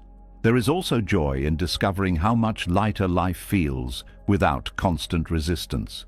Moments that once felt heavy become manageable. You move through experiences instead of getting stuck in them. Lightness becomes natural. You realize that peace was never hidden, it was simply buried under layers of struggle. Removing those layers reveals what was always there. Calm was waiting beneath tension. As this understanding settles, you become less reactive to triggers that once consumed you. Words, actions, or memories that used to pull you into conflict lose their grip. Freedom replaces reactivity. You walk through situations with a sense of spaciousness, aware that you can engage without becoming entangled. This awareness creates a buffer between stimulus and response. Choice replaces impulse. In that space, compassion arises naturally, for yourself and for others who are still pulling their ropes, unaware that they can let go. You recognize the shared human struggle and respond with patience rather than judgment. Empathy softens perception. And in this quiet compassion, surrender reveals another truth. You do not need to resolve every tension to live peacefully. You only need to stop feeding it. The battle ends when participation ends. You are no longer pulled in every direction by emotions, expectations, or memories. You stand steady, not because life is calm, but because you have stopped fighting its currents. Stability replaces struggle. In that steadiness, a profound relief emerges, the relief of realizing that peace was never about winning the tug of war. It was about putting the rope down and walking away with your energy intact. You are no longer exhausted, you are free. And in that freedom, surrender becomes complete enough for joy to return quietly, without effort, without struggle, simply because nothing is pulling against it anymore. As the rope falls from your hands and the struggle finally quiets, another layer of tension becomes visible, not in your relationships, not in your circumstances, but inside your own mind. Even when you stop fighting life externally, thoughts can continue pulling you back into conflict.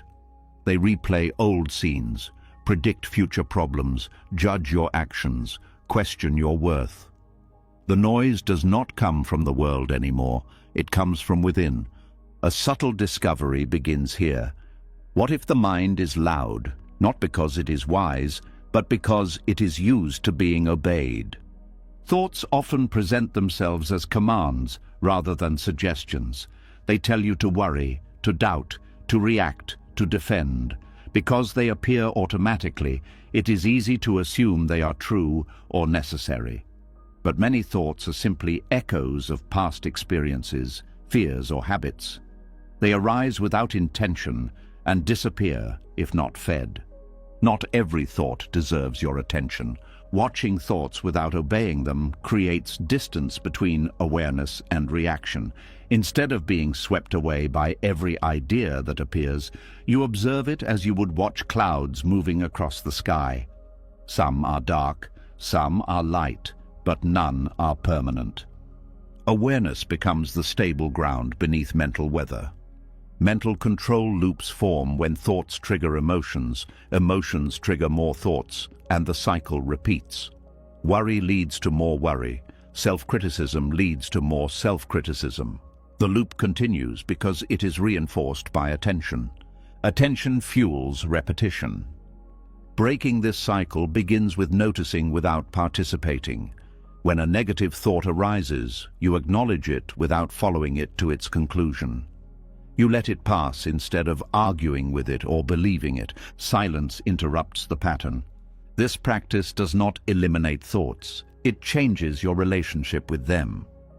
You stop treating them as instructions and start seeing them as mental events. Just as a sound can occur without demanding action, a thought can appear without controlling behavior. Freedom grows through observation. There is relief in realizing that you are not the content of your mind.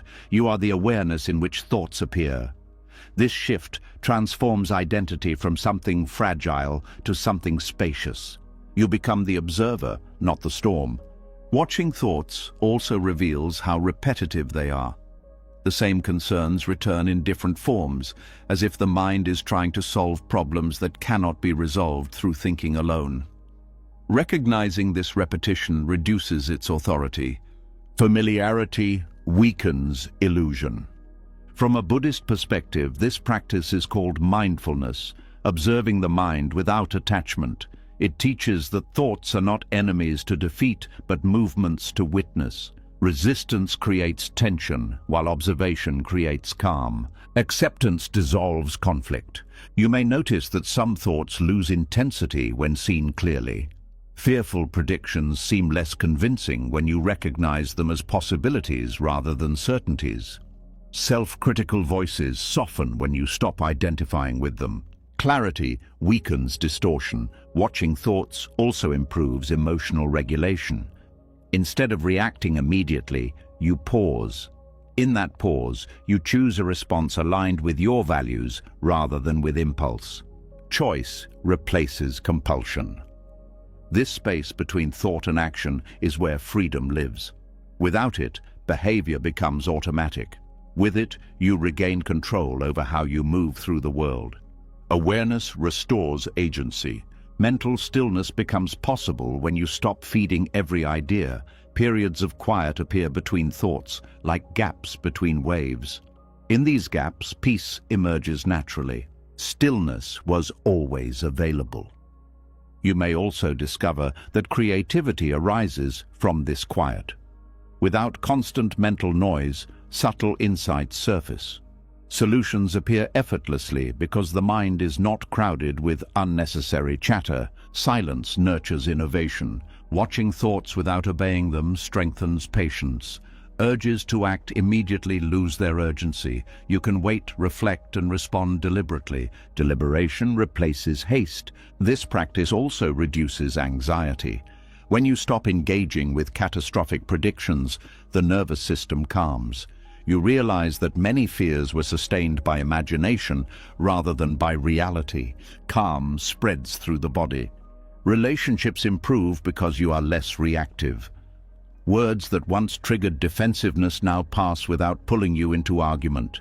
You listen more deeply because your mind is not preparing counterpoints. Presence replaces anticipation.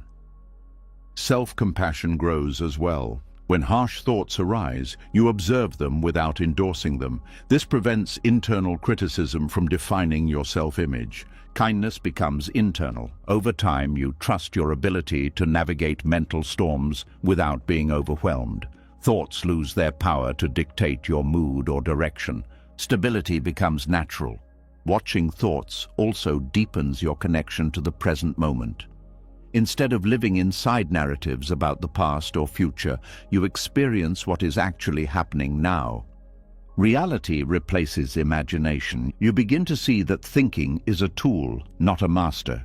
It serves you when used intentionally and drains you when allowed to run unchecked. Balance replaces excess. This understanding transforms how you approach challenges. You think when thinking is useful and rest when it is not. You no longer equate constant analysis with responsibility. Wisdom guides effort. From the path of surrender, observing thoughts without obeying them is the final release of control at the mental level.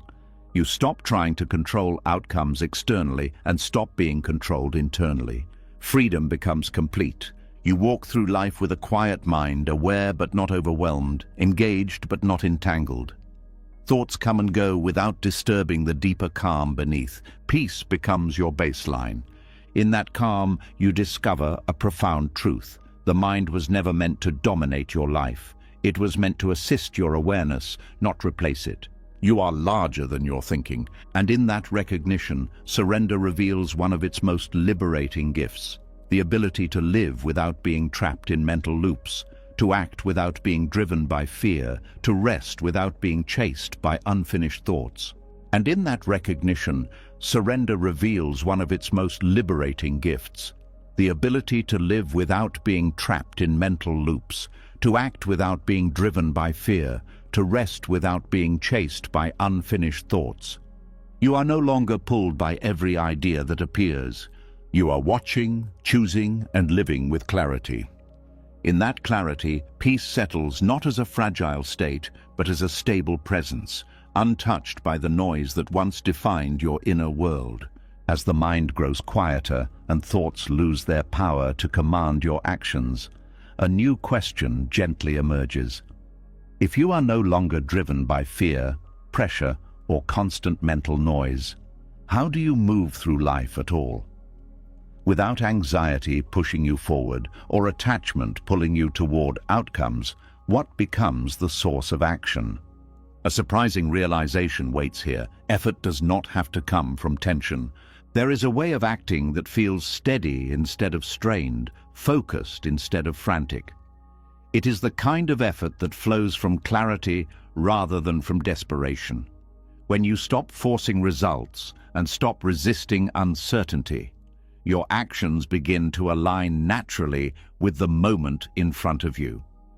Movement becomes simple again. Effortless effort does not mean doing nothing. It means doing what is needed without carrying the extra weight of worry about how everything will turn out. You give your full attention to the task itself, rather than splitting your energy between action and anxiety. Presence sharpens effectiveness. Much of the exhaustion people feel comes from trying to control both the process and the outcome at the same time. You act while simultaneously monitoring whether your action will succeed. This double effort creates tension that drains vitality. Releasing the outcome restores energy. When you act without clinging to results, you discover a lighter form of commitment. You still care deeply about what you are doing, but your sense of worth is not tied to how it ends. Success brings gratitude, failure brings learning, and neither defines you completely. Stability replaces emotional swings. From a Buddhist perspective, this is the balance between intention and attachment. You set a direction based on values and compassion, then allow reality to shape the outcome. You participate fully without demanding control. Participation becomes the goal. Effortless effort also requires trust. Trust that sincere action has meaning even when results are uncertain. This trust removes the fear that paralyzes many decisions. You move forward because the step itself matters. Courage grows from acceptance. There is a calm confidence in working this way. You are not rushing, not hesitating, simply responding to what is present. Each action feels complete because it is not burdened by expectation. Completion exists in the doing. You may notice that creativity improves when attachment fades.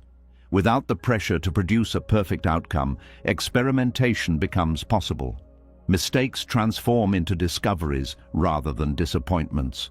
Freedom nurtures innovation. Effortless effort also deepens concentration. When attention is not divided by worry, you become absorbed in the task. Time seems to pass differently because you are fully engaged. Focus becomes natural. This state is often described as flow, a condition where action and awareness merge. In flow there is effort, but it feels smooth rather than forced. You are neither pushing nor holding back. Harmony replaces struggle. Acting without clinging also reduces fear of failure. When results are not tied to identity, setbacks lose their sting.